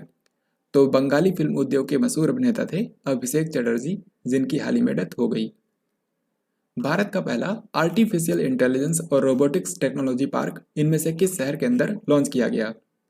तो दोस्तों, देश का पहला आर्टिफिशियल इंटेलिजेंस और रोबोटिक्स टेक्नोलॉजी पार्क, जिसको शॉर्ट में आर्ट पार्क बोला जाता है, ये लॉन्च किया गया है कर्नाटक की राजधानी बेंगलुरु के अंदर। सो इसका सही उत्तर होगा ऑप्शन नंबर ए। अब इस वाले क्वेश्चन में आपको बताना है कि भारत का पहला मेडिकल सिटी, जिसका नाम दिया गया है इंद्रायणी मेडिसिटी, ये किस शहर के अंदर स्थापित किया जाएगा? तो सही आंसर होगा ऑप्शन बी, यानी कि पुणे, महाराष्ट्र। तो महाराष्ट्र के पुणे शहर के अंदर भारत की पहली मेडिकल सिटी की स्थापना की जाएगी, जिसका नाम होगा इंद्रायणी मेडिसिटी। और ये भारत का पहला ऐसा शहर होगा जहाँ पर एक ही छत के नीचे सभी प्रकार के उपचार उपलब्ध होंगे। तो ये शहर कहाँ पर बनेगा, ये आपको ध्यान रखना है। ये पुणे, महाराष्ट्र के अंदर बनाया जाएगा और ये 300 एकड़ क्षेत्र में फैला होगा। 16 मार्च को कमीशन किए गए अपतटीय गश्ती पोत ICGS सक्षम को कौन से शिपयार्ड ने बनाया है? तो ICGS देखकर आप समझ गए होंगे कि इसका इस्तेमाल करेगी इंडियन कोस्ट गार्ड, और इसको बनाया है गोवा शिपयार्ड लिमिटेड ने। सो इस क्वेश्चन का आंसर होगा ऑप्शन सी। और अगर आप मेरी वीकली करंट अफेयर्स की वीडियोस देखते होंगे तो किसी भी क्वेश्चन का आंसर आप देखते ही कर पा रहे होंगे। मैंने आपको बताया था कि साल 2016 के अंदर भारतीय तटरक्षक बल के लिए 5 अपतटीय गश्ती पोत बनाने के लिए एक सीरीज शुरू की गई थी, जिसका नाम था समर्थ क्लास ऑफशोर पेट्रोल वेसल। तो इसमें 5 ऑफशोर पेट्रोल वेसल जो हैं ये इंडियन कोस्ट गार्ड को बनाकर दिए जाने थे गोवा शिपयार्ड लिमिटेड के द्वारा। और आप देख सकते हैं सभी के सभी यहाँ पर कमीशन कर दिए गए हैं। ICGS सचेत, ICGS सुजीत, ICGS सजग, ICGS सार्थक और अभी आखिरी ICGS सक्षम, ये सभी के सभी कमीशन हो चुके हैं। तो इनमें से कोई भी पूछा जाए, सभी को बनाया है गोवा शिपयार्ड लिमिटेड ने। हाल ही में खबरों में रहा भविष्य का संग्रहालय यानी कि द म्यूजियम ऑफ फ्यूचर, ये कौन से देश के अंदर स्थित है? तो दोस्तों, भविष्य का संग्रहालय यानी कि द म्यूजियम ऑफ फ्यूचर ये एक 7 मंजिला इमारत है जो कि UAE के सबसे बड़े शहर दुबई में स्थित है। तो यहाँ पर पूछा गया है कि कौन से देश के अंदर है। ये संयुक्त अरब अमीरात के अंदर बनाया गया है और इसको आज तक के सबसे ब्यूटीफुल इमारत के रूप में डिस्क्राइब किया गया है। कर्मचारी भविष्य निधि संगठन यानी कि EPFO ने वित्त वर्ष 2021-22 में कितने % ब्याज दर प्रदान करने का निर्णय लिया है? तो कर्मचारी भविष्य निधि संगठन में जो लोगों ने अपना पैसा जमा किया है उसके ऊपर जो इंटरेस्ट रेट होगा वो मिलेगा 8.1%। यह है वित्त वर्ष 2021-22 के लिए, जो कि हाल ही में संपन्न हुआ है। हुरुन ग्लोबल रिच लिस्ट 2022 के अनुसार विश्व के सबसे अमीर व्यक्ति कौन है? तो हुरुन ग्लोबल रिच लिस्ट जो है ये विश्व के सबसे अमीर व्यक्तियों की सूची है और इसमें बताया गया है कि विश्व के सबसे अमीर व्यक्ति आज के समय हैं एलॉन मस्क, जो कि टेस्ला और SpaceX के मालिक हैं। यहाँ पर आपको बता दूं कि इनकी कुल संपत्ति बताई गई है $205 बिलियन। इसके बाद जो दूसरे सबसे अमीर व्यक्ति हैं उनका नाम है जेफ बेजोस और तीसरे सबसे अमीर व्यक्ति हैं बर्नार्ड आर्नोल्ट।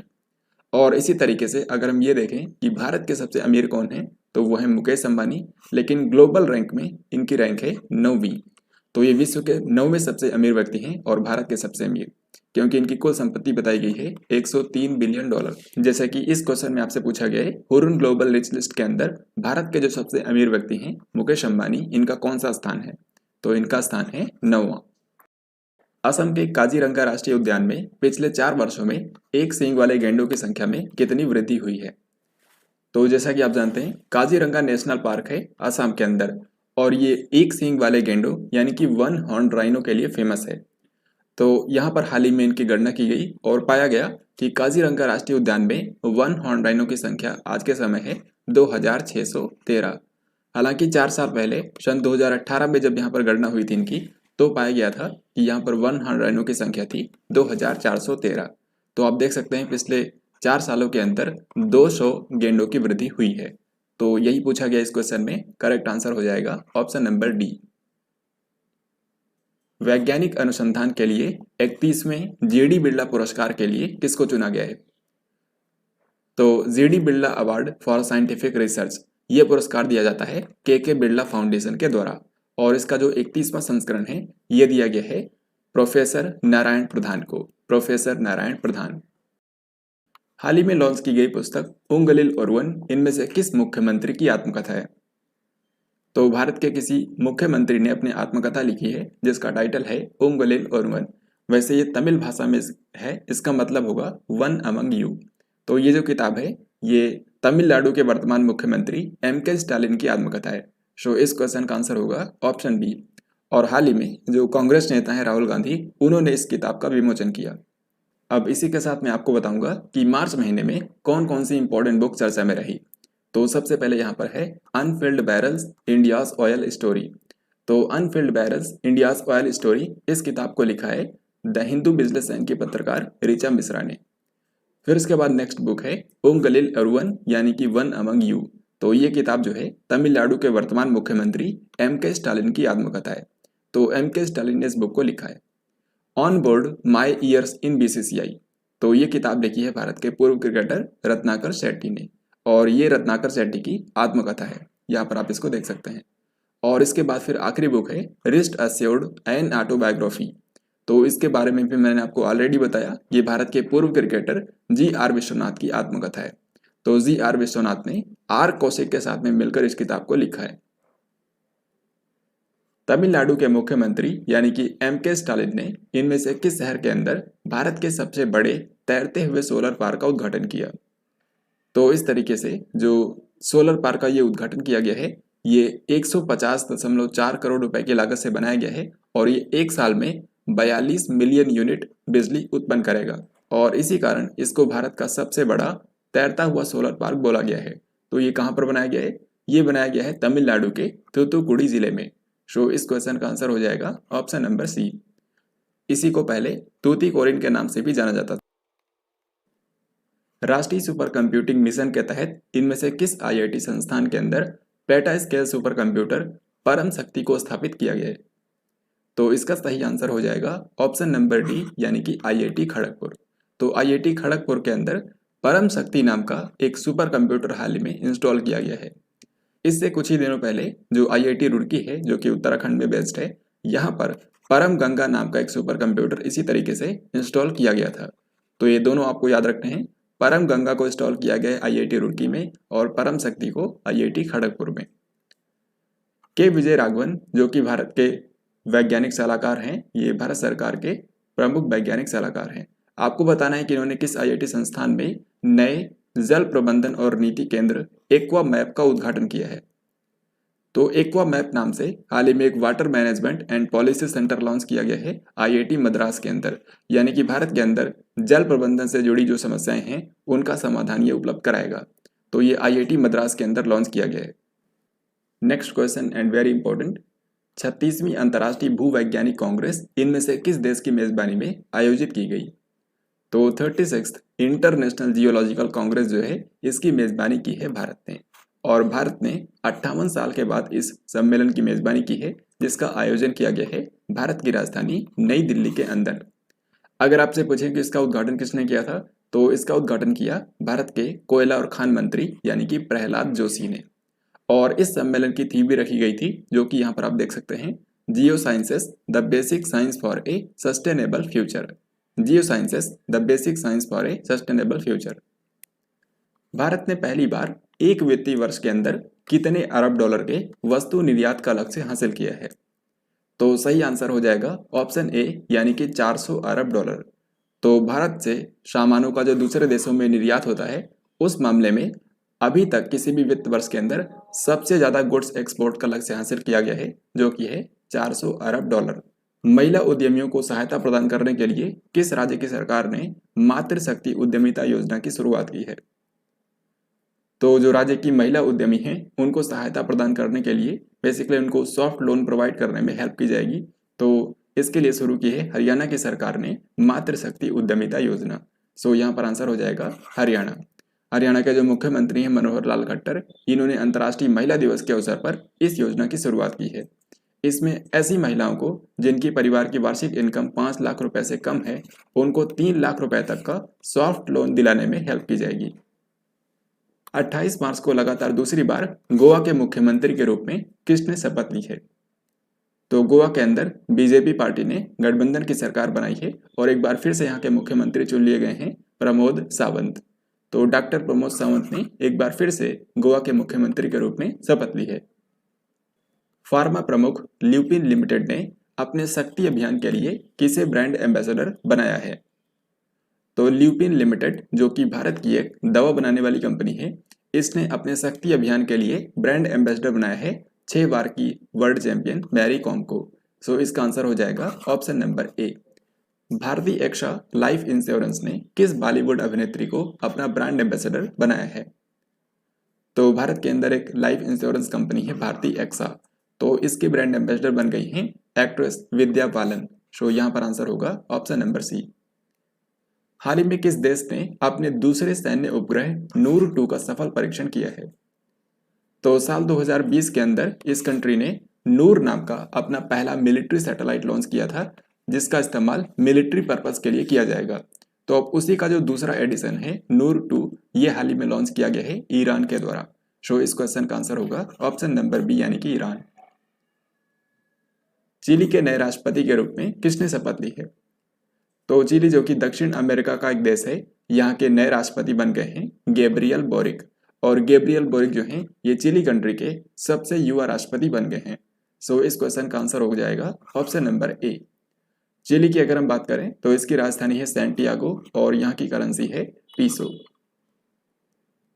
अब इसी के साथ मैं आपको बताऊंगा कि मार्च महीने के अंदर कौन कौन सी इंटरनेशनल अपॉइंटमेंट्स हुई हैं जो कि आपको ध्यान रखने हैं। तो आप देख सकते हैं चिली के राष्ट्रपति बन गए हैं गैब्रियल बोरिक, हंगरी की राष्ट्रपति बन गई हैं कैटलिन नोवाक और ये हंगरी देश की पहली महिला राष्ट्रपति बनी है, ये भी आपको याद रखना है। माल्टा के प्रधानमंत्री बन गए हैं रॉबर्ट अबेला, ये अभी तक यहाँ के प्रधानमंत्री थे और एक बार फिर से ये माल्टा के प्रधानमंत्री बन गए हैं। तुर्कमेनिस्तान जो कि मध्य एशिया का एक देश है, यहाँ के नए राष्ट्रपति बन गए हैं सरदार बर्डी मुखामदेव। और अभी आपको पता होगा भारत के जो राष्ट्रपति हैं रामनाथ कोविंद, वो तुर्कमेनिस्तान गए थे और वहां पर उन्होंने सरदार बर्डी मुखामदेव के साथ में चर्चा की।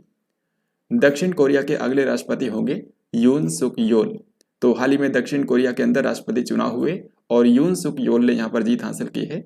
हालांकि ये शपथ ग्रहण करेंगे 10 मई को। तो 9 मई तक कौन होगा? 9 मई तक अभी के समय जो दक्षिण कोरिया के राष्ट्रपति हैं उनका नाम है मून जाए इन। अंतर्राष्ट्रीय श्रम संगठन यानी कि जो ILO है, इसके अगले महानिदेशक होंगे गिलबर्ट होंगबो जो कि टोंगो कंट्री के हैं। हालांकि ये पद संभालेंगे 1 अक्टूबर के दिन। तो 30 सितंबर तक कौन है? उनका नाम है गाय राइडर। तो ये सारी बातें आपको ध्यान रखनी है। अब हम लोग आगे बढ़ते हैं। भारत का पहला विश्व शांति केंद्र किस शहर के अंदर स्थापित किया जाएगा? तो देश का पहला वर्ल्ड पीस सेंटर स्थापित किया जाएगा हरियाणा के गुरुग्राम शहर में। सो यहाँ पर आंसर होगा ऑप्शन नंबर ए। 7 से लेकर के 10 मार्च तक भारत और किस देश के बीच स्लाइनेक्स नाम का समुद्री अभ्यास का 9वां संस्करण आयोजित किया गया? तो इसका आंसर करना बहुत ही आसान है, क्योंकि स्लाइनेक्स का मतलब होता है श्रीलंका इंडिया एक्सरसाइज। तो ये जो अभ्यास है ये भारत और श्रीलंका के बीच में नौसेना अभ्यास है। तो इस क्वेश्चन का आंसर हो जाएगा श्रीलंका। यहाँ पर आप देख सकते हैं इस अभ्यास के अंदर जो भारत का जहाज शामिल हुआ था उसका नाम है INS किर्च। इस अभ्यास का आयोजन किया गया था विशाखापत्तनम और बंगाल की खाड़ी में। तो ये चीज भी आपको याद रखनी है। फ्रीडम हाउस द्वारा जारी freedom in the world report 2022 के अनुसार भारत को किस रूप में वर्गीकृत किया गया है?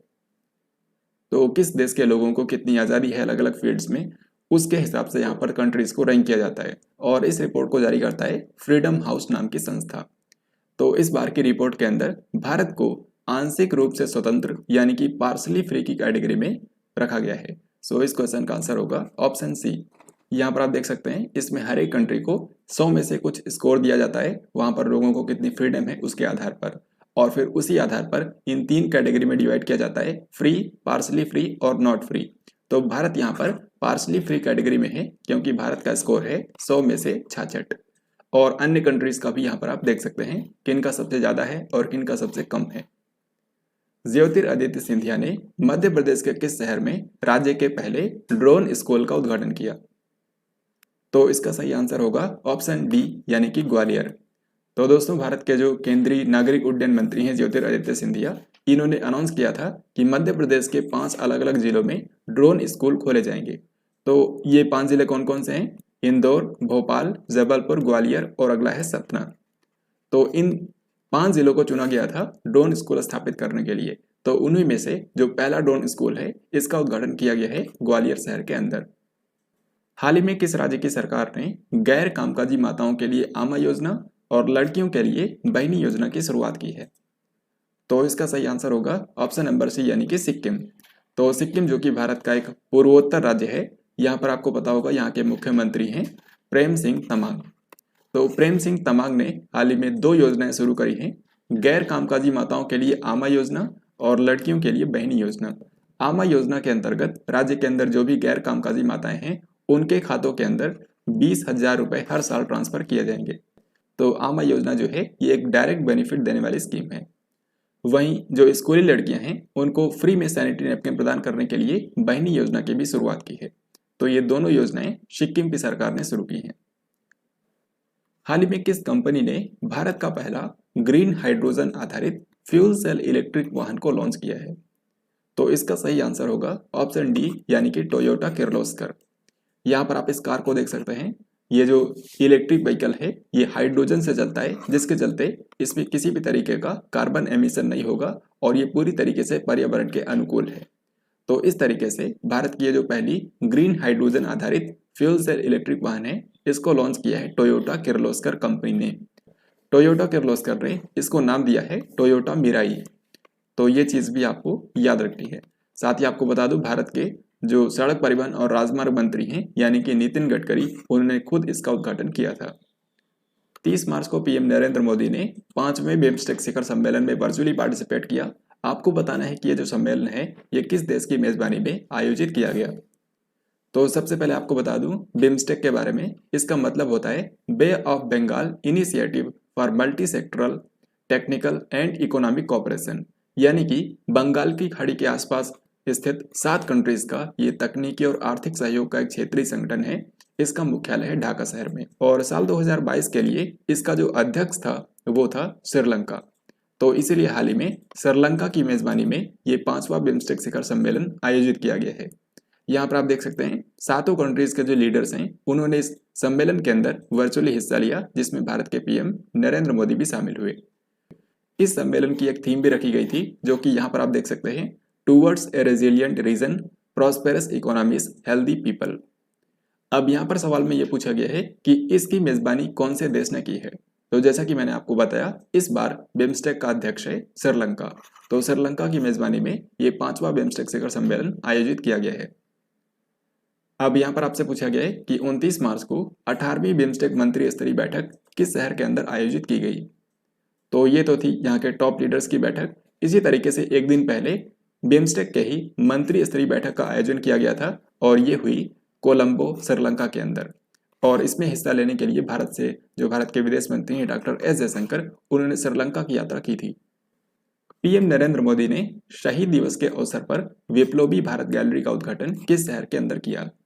तो शहीद दिवस जो कि हर साल 23 मार्च को मनाया जाता है, इस बार के 23 मार्च के अवसर पर पीएम नरेंद्र मोदी ने जो कोलकाता के अंदर विक्टोरिया मेमोरियल हॉल है उसमें एक नई गैलरी का उद्घाटन किया है जिसका नाम दिया गया है विप्लवी भारत गैलरी। और इसके अंतर्गत भारत के स्वतंत्रता संग्राम में जिन क्रांतिकारियों ने अपना योगदान दिया था और उन्होंने जो संघर्ष किया था उसके बारे में इस गैलरी के अंदर दिखाया गया है। तो ये कहाँ पर है? ये बनाया गया है कोलकाता के अंदर। सो इस क्वेश्चन का आंसर होगा ऑप्शन बी। हाल ही में किस देश के प्रसिद्ध कंप्यूटर वैज्ञानिक स्टीफन विलवाइट का निधन हो गया, जिनको GIF के निर्माता के रूप में जाना जाता था। तो GIF का मतलब होता है ग्राफिक्स इंटरचेंज फॉर्मेट। ये इमेज का ही फॉर्मेट होता है जिसकी शुरुआत की थी अमेरिकी कंप्यूटर साइंटिस्ट स्टीफन विलवाइट ने। तो हाल ही में इनका निधन हो गया है। सो यहाँ पर आंसर होगा अमेरिकी साइंटिस्ट। संयुक्त राष्ट्र महासभा के द्वारा इनमें से किस दिन को इस्लामोफोबिया का मुकाबला करने के लिए अंतर्राष्ट्रीय दिवस के रूप में घोषित किया गया।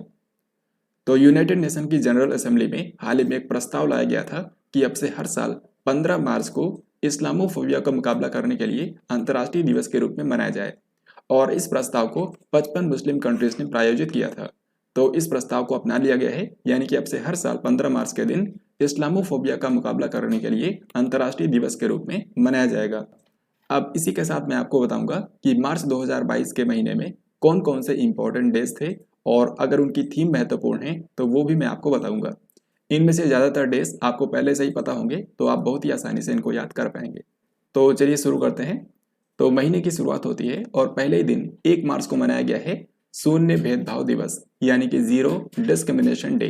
तो किसी के भी साथ किसी भी तरीका का भेदभाव ना हो, उसके लिए यह दिवस मनाया जाता है। इस बार की थीम रखी गई है remove laws that harm, create laws that empower. फिर इसके बाद 3 मार्च को दो महत्वपूर्ण दिवस मनाए गए हैं।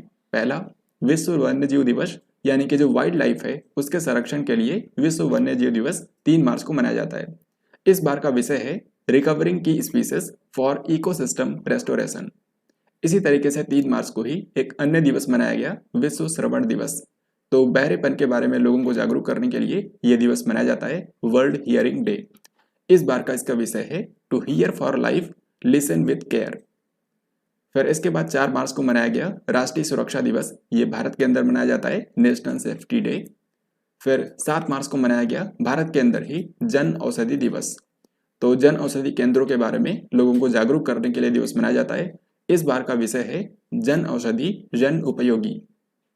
जैसा कि मैंने आपको इस वीडियो के स्टार्टिंग में बताया था कि मार्च महीना जो है यह डेज एंड थीम्स की दृष्टि से काफ़ी महत्वपूर्ण है, क्योंकि इसमें कई सारे महत्वपूर्ण दिवस मनाए गए हैं और ज़्यादातर डेज की काफ़ी महत्वपूर्ण थीम भी रखी गई है। तो अब अगला देखते हैं।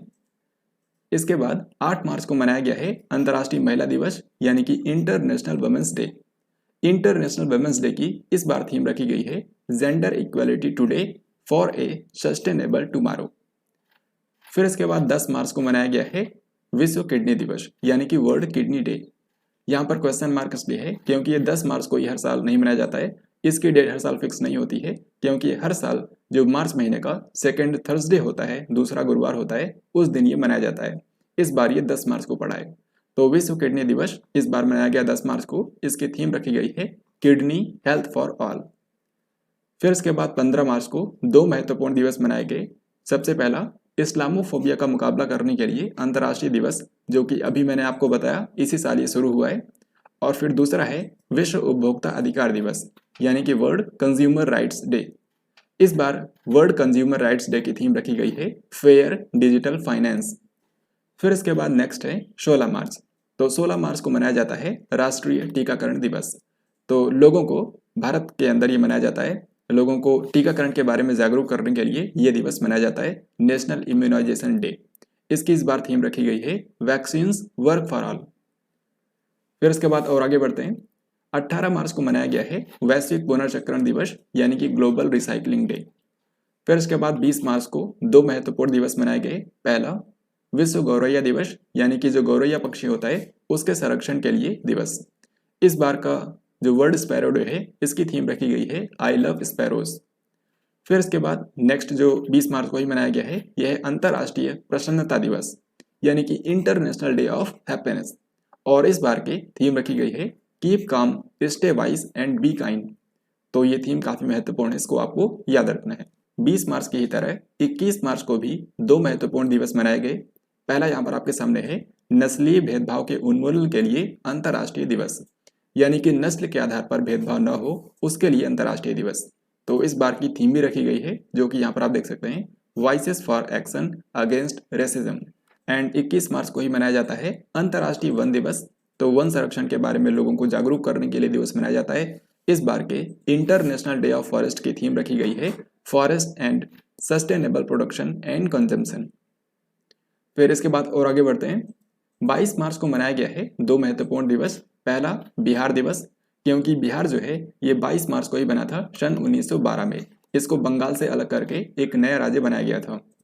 फिर विश्व जल दिवस, यानी कि जल संरक्षण के बारे में जागरूकता फैलाने के लिए यह दिवस मनाया जाता है। इस बार के वर्ल्ड वाटर डे की थीम रखी गई है ground water making the invisible visible, यानी कि जो भूमिगत जल होता है उसके संरक्षण को लेकर इस बार ये थीम रखी गई है। फिर इसके बाद 23 मार्च को भी दो महत्वपूर्ण दिवस मनाए गए। पहला शहीद दिवस, यानी कि मार्टियर्स डे। ये जो दिवस होता है ये भारत के 3 महान स्वतंत्रता सेनानियों, यानी कि भगत सिंह, राजगुरु और सुखदेव, उनको जो फांसी दी गई थी 23 मार्च 1931 को, उसी के अवसर पर यह मनाया जाता है। फिर इसके अलावा 23 मार्च को ही विश्व मौसम विज्ञान दिवस भी मनाया जाता है, यानी कि वर्ल्ड मेट्रोलॉजिकल डे। और इस बार के वर्ल्ड मेट्रोलॉजिकल डे की थीम रखी गई है early warning and early action. Early warning and early action. फिर इसके बाद 24 मार्च को मनाया गया है वर्ल्ड ट्यूबरकुलोसिस डे यानी कि विश्व तपेदिक दिवस, जिसकी इस बार थीम रखी गई है invest to end TB save lives. So this theme is very very important. इस बार के वर्ल्ड टीबी डे की थीम है invest to end TB save lives. फिर इसके बाद 26 मार्च को मनाया गया है अर्थ आवर डे। जो अर्थ आवर डे होता है, इस दिन 1 घंटे के लिए जो गैर जरूरी उपकरण है बिजली के उनको बंद कर दिया जाता है। तो ये जलवायु परिवर्तन से निपटने के लिए एक कार्यक्रम होता है जिसका आयोजन हर साल मार्च महीने के आखिरी शनिवार के दिन किया जाता है और ये इस बार था 26 मार्च को। इस बार के अर्थ आवर डे की थीम रखी गई थी शेप आवर फ्यूचर। फिर इसके बाद 27 मार्च को मनाया गया है वर्ल्ड थिएटर डे यानी कि विश्व रंगमंच दिवस। और फिर आखिर है 30 मार्च को मनाया गया है राजस्थान दिवस। तो राजस्थान जो अपना स्थापना दिवस मनाता है ये 30 मार्च को मनाता है क्योंकि राजस्थान बना था 30 मार्च 1949 को। तो इस तरीके से हम लोगों ने यहाँ पर मार्च 2022 के महीने में जो भी इंपॉर्टेंट डेज और थीम्स थे उन सभी को यहाँ पर कवर किया है। तो ये काफ़ी महत्वपूर्ण है, इनके बारे में आपको ज़रूर याद रखना है। डेफिनेटली इनसे रिलेटेड आपके एग्जाम में क्वेश्चन पूछे जाएंगे। फिर अगला सवाल देखते हैं, दुबई एक्सपो 2022 के दौरान तेजस कौशल प्रशिक्षण परियोजना का शुभारंभ किसने किया? वैसे तेजस नाम से भारत के अंदर एक लाइट कॉम्बैट एयरक्राफ्ट भी है जो कि भारत का अपना स्वदेशी एयरक्राफ्ट है, लेकिन यहाँ पर उसकी बात नहीं हो रही है। तेजस नाम से एक स्किल ट्रेनिंग परियोजना शुरू की गई है अनुराग ठाकुर के द्वारा। अनुराग ठाकुर भारत के खेल और युवा मामलों के मंत्री हैं, तो इन्होंने हाल ही में दुबई एक्सपो 2022 के दौरान इस परियोजना को शुरू किया है। यहाँ पर आप देख सकते हैं तेजस का एक फुल फॉर्म भी है।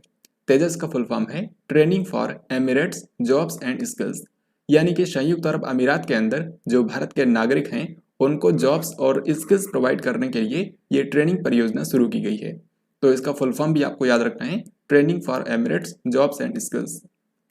दक्षिण कोरिया के नए राष्ट्रपति के रूप में किसको चुना गया है जो कि 10 मई को अपना पद संभालेंगे?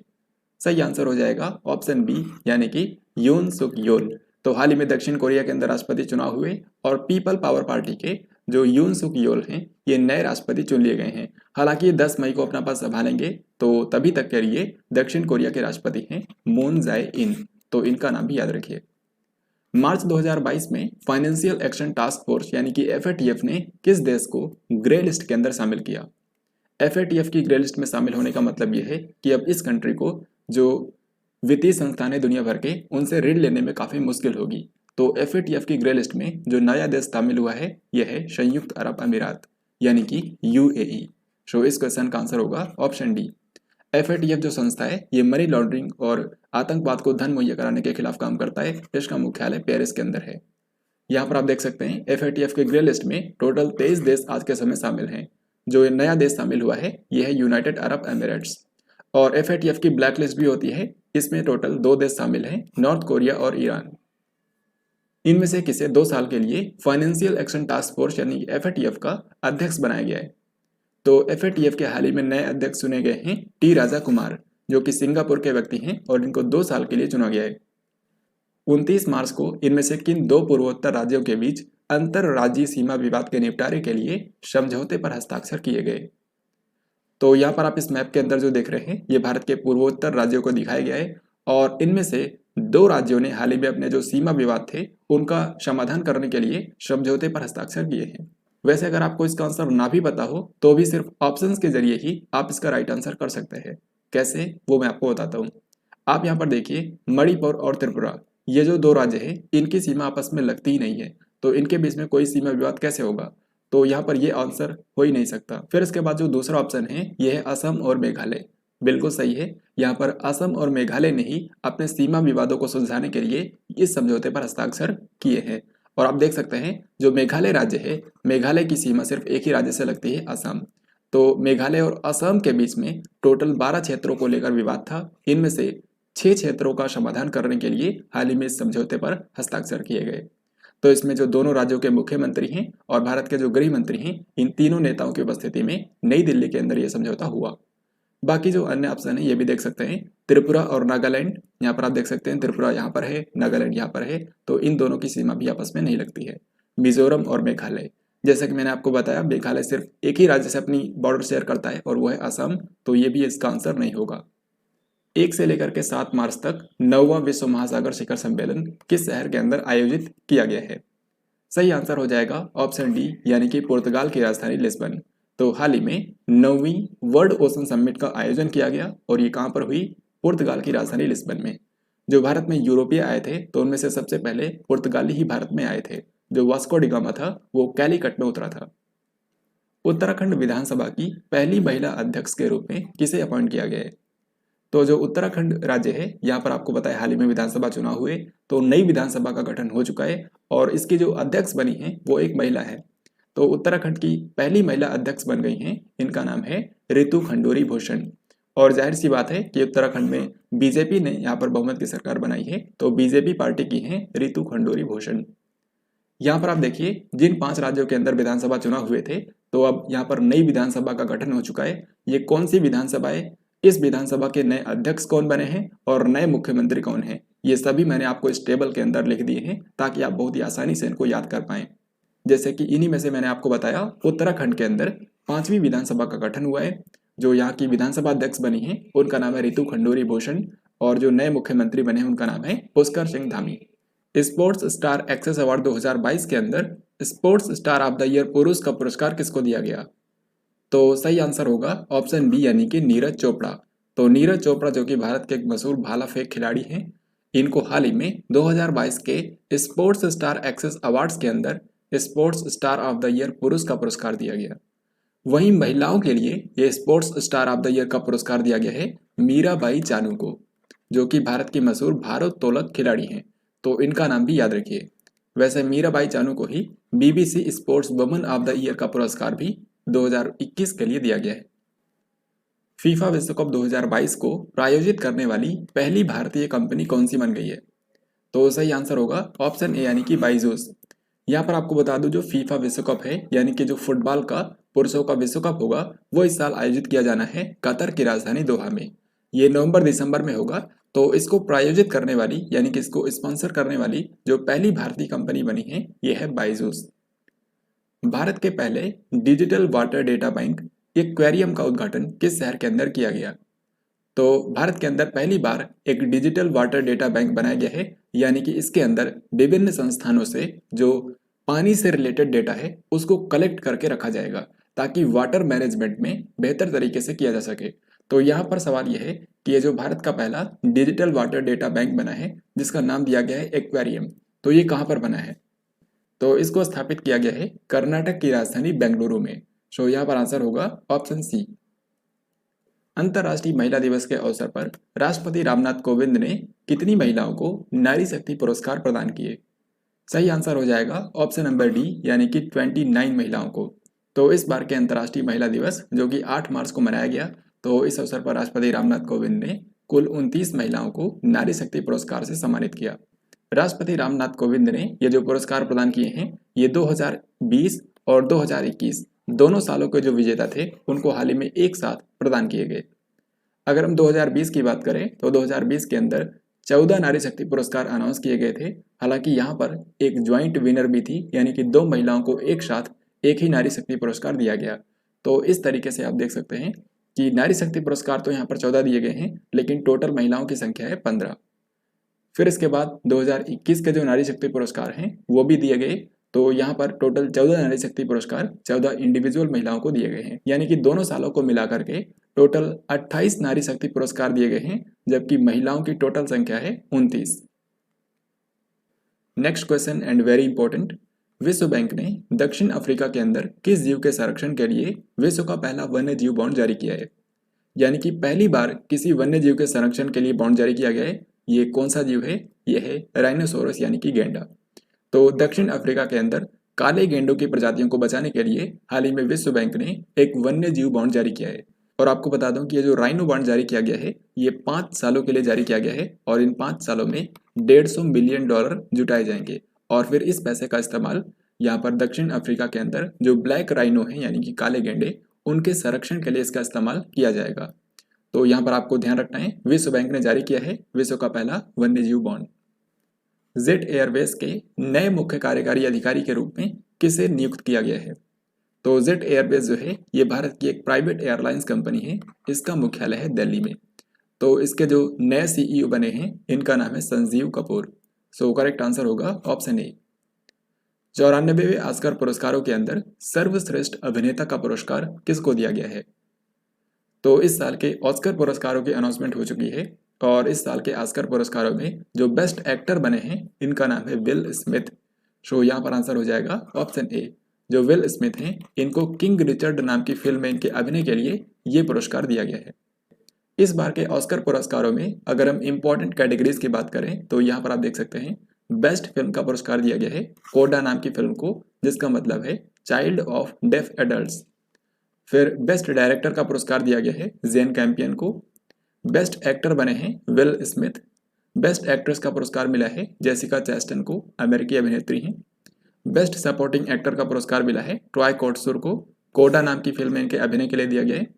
बेस्ट सपोर्टिंग एक्ट्रेस का पुरस्कार मिला है एरियाना डेबोस को। फिर इसके बाद बेस्ट एनिमेटेड फीचर फिल्म ये बनी है एनकैंटो, और बेस्ट इंटरनेशनल फीचर फिल्म बनी है ड्राइव माई कार। ये जापान की फिल्म है, ये भी आपको ध्यान रखना है। तो इस तरीके से जो इंपॉर्टेंट कैटेगरीज हैं इस बार के ऑस्कर पुरस्कारों में उनके नाम यहाँ पर मैंने आपको बताए हैं। वैसे इस पर मैंने अलग से वीडियो भी बनाया है, उसको भी आप देख सकते हैं। 29 मार्च के दिन इनमें से किसने जल शक्ति अभियान कैच द रेन कैंपेन 2022 का शुभारंभ किया? यानी कि जल संरक्षण के लिए जो जल शक्ति अभियान शुरू किया गया था उसी के अंतर्गत कैच द रेन कैंपेन को शुरू किया गया है। तो जल संचय के बारे में लोगों को जागरूक करने के लिए ये कैंपेन चलेगा और 29 मार्च को ये शुरू किया गया है, ये चलेगा 30 नवंबर तक।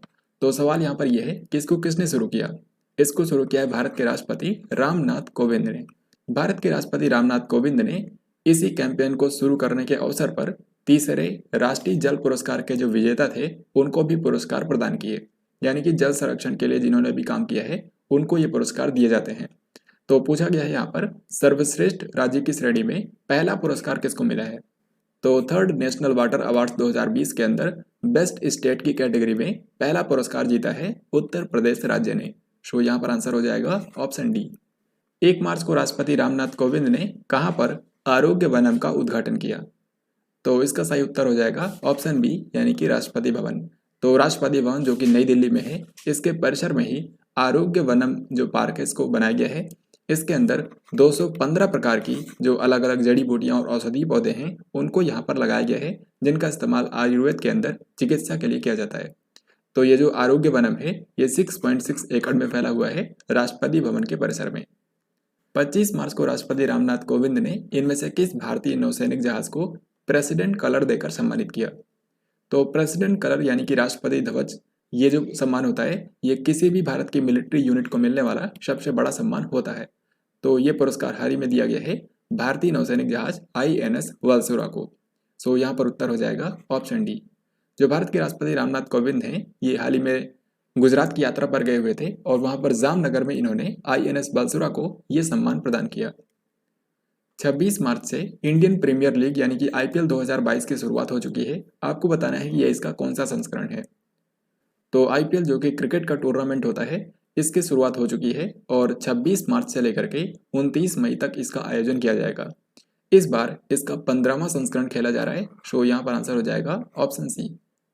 इस बार के IPL से रिलेटेड ही यहाँ पर अगला सवाल आपसे पूछा गया है कि जो भारतीय क्रिकेट कंट्रोल बोर्ड है यानी कि BCCI, इसने टाटा IPL के लिए किसे आधिकारिक भागीदार घोषित किया है? तो यहाँ पर आपको दो बातें याद रखनी है। IPL का जो टाइटल स्पॉन्सर है यह है टाटा ग्रुप और IPL का जो आधिकारिक भागीदार बना है यानी कि ऑफिशियल पार्टनर ये है रुपे। रुपे आपको पता है भारत का पेमेंट सिस्टम है जो कि भारत के अलावा भी कई सारे देशों में एक्सेप्ट किया जाता है। हाल ही में जो नेपाल के प्रधानमंत्री भारत आए थे तो उसी दौरान नेपाल के अंदर भी रुपे को शुरू किया गया है। तो रुपे को ही आधिकारिक भागीदार बनाया गया है इस बार के टाटा IPL के लिए। यहाँ पर आप देख सकते हैं जो टाइटल स्पॉन्सर है यह है टाटा ग्रुप और ऑफिशियल पार्टनर बना है रुपे। IPL 2022 का आयोजन महाराष्ट्र के किन दो शहरों के अंदर किया जाएगा? तो IPL का इस बार आयोजन महाराष्ट्र के दो शहरों में हो रहा है, मुंबई और पुणे। सो यहाँ पर उत्तर होगा ऑप्शन ए। इस बार के IPL के अंदर टोटल 10 टीमें हिस्सा ले रही हैं, जिनमें से 2 नई टीमें भी बनी हैं, लखनऊ सुपर जायंट्स और गुजरात टाइटंस। इन दोनों के जो कप्तान हैं इनका नाम आपको खास करके याद रखना है। वैसे तो सभी टीमों के जो कप्तान हैं उनके बारे में आपके एग्जाम में पूछा जा सकता है, इसीलिए यहाँ पर मैंने इन सभी को लिख दिया है। तो जैसे कि गुजरात टाइटंस के कप्तान हैं हार्दिक पांड्या और लखनऊ सुपर जायंट्स के कप्तान हैं KL राहुल। ऐसे ही चेन्नई सुपर किंग्स जिसके कप्तान थे महेंद्र सिंह धोनी, तो उन्होंने अब यहाँ पर छोड़ दिया है कप्तानी। अब चेन्नई सुपर किंग्स के कप्तान बन गए हैं रविंद्र जडेजा। तो इस तरीके से जो टीमों के कप्तान हैं इनके नाम आपको याद रखने हैं। 21 मार्च को मणिपुर के नए मुख्यमंत्री के रूप में किसने शपथ ली है? तो मणिपुर के अभी तक मुख्यमंत्री थे एन बीरेन सिंह। और क्योंकि यहाँ पर बीजेपी पार्टी ने बहुमत हासिल किया है तो एक बार फिर से यहाँ पर बीजेपी पार्टी के जो एन बीरेन सिंह हैं इन्हीं को मुख्यमंत्री बना दिया गया है। सो इस क्वेश्चन का आंसर होगा ऑप्शन बी यानी कि एन बीरेन सिंह। विश्व जल दिवस के अवसर पर ग्रे वाटर प्रबंधन के लिए सुजलम 2.0 अभियान किसने शुरू किया? तो ग्रे वाटर यानी कि धूसर जल के प्रबंधन के लिए सुजलम 2.0 अभियान को शुरू किया है भारत के जल शक्ति मंत्री गजेंद्र सिंह शेखावत ने। सो यहाँ पर सही उत्तर हो जाएगा ऑप्शन नंबर डी। जो ग्रे वाटर होता है यानी कि शावर, किचन, इनसे निकलने वाले पानी को मैनेजमेंट करके उसका इस्तेमाल कई सारे चीज़ों में किया जा सकता है, तो इसी के प्रबंधन के लिए ये अभियान शुरू किया गया है। रिलायंस इंडस्ट्रीज लिमिटेड के द्वारा देश के सबसे बड़े और सबसे बहुआयामी गंतव्य के रूप में जियो वर्ल्ड सेंटर कहाँ पर लॉन्च किया गया है? तो जो जियो वर्ल्ड सेंटर बनाया गया है 18.5 एकड़ में फैला हुआ है, ये बना है मुंबई शहर के अंदर। सो यहाँ पर सही उत्तर हो जाएगा ऑप्शन नंबर ए। जैसा कि मैंने आपको प्रीवियस वीडियोस के अंदर बताया था कि साल 2023 के अंदर भारत जो है ये इंटरनेशनल ओलंपिक कमेटी की बैठक की मेजबानी करेगा। तो इंटरनेशनल ओलंपिक कमेटी की जो नेक्स्ट बैठक होने वाली है 2023 में, वो मुंबई शहर के अंदर इसी जियो वर्ल्ड सेंटर के अंदर आयोजित की जाएगी। तो ये बात भी आपको ध्यान रखनी है। यूनाइटेड नेशन एनवायरनमेंट प्रोग्राम यानी कि यूएनईपी की फ्रंटियर 2020 रिपोर्ट के अनुसार दुनिया का सबसे अधिक ध्वनि प्रदूषित शहर कौन सा रहा?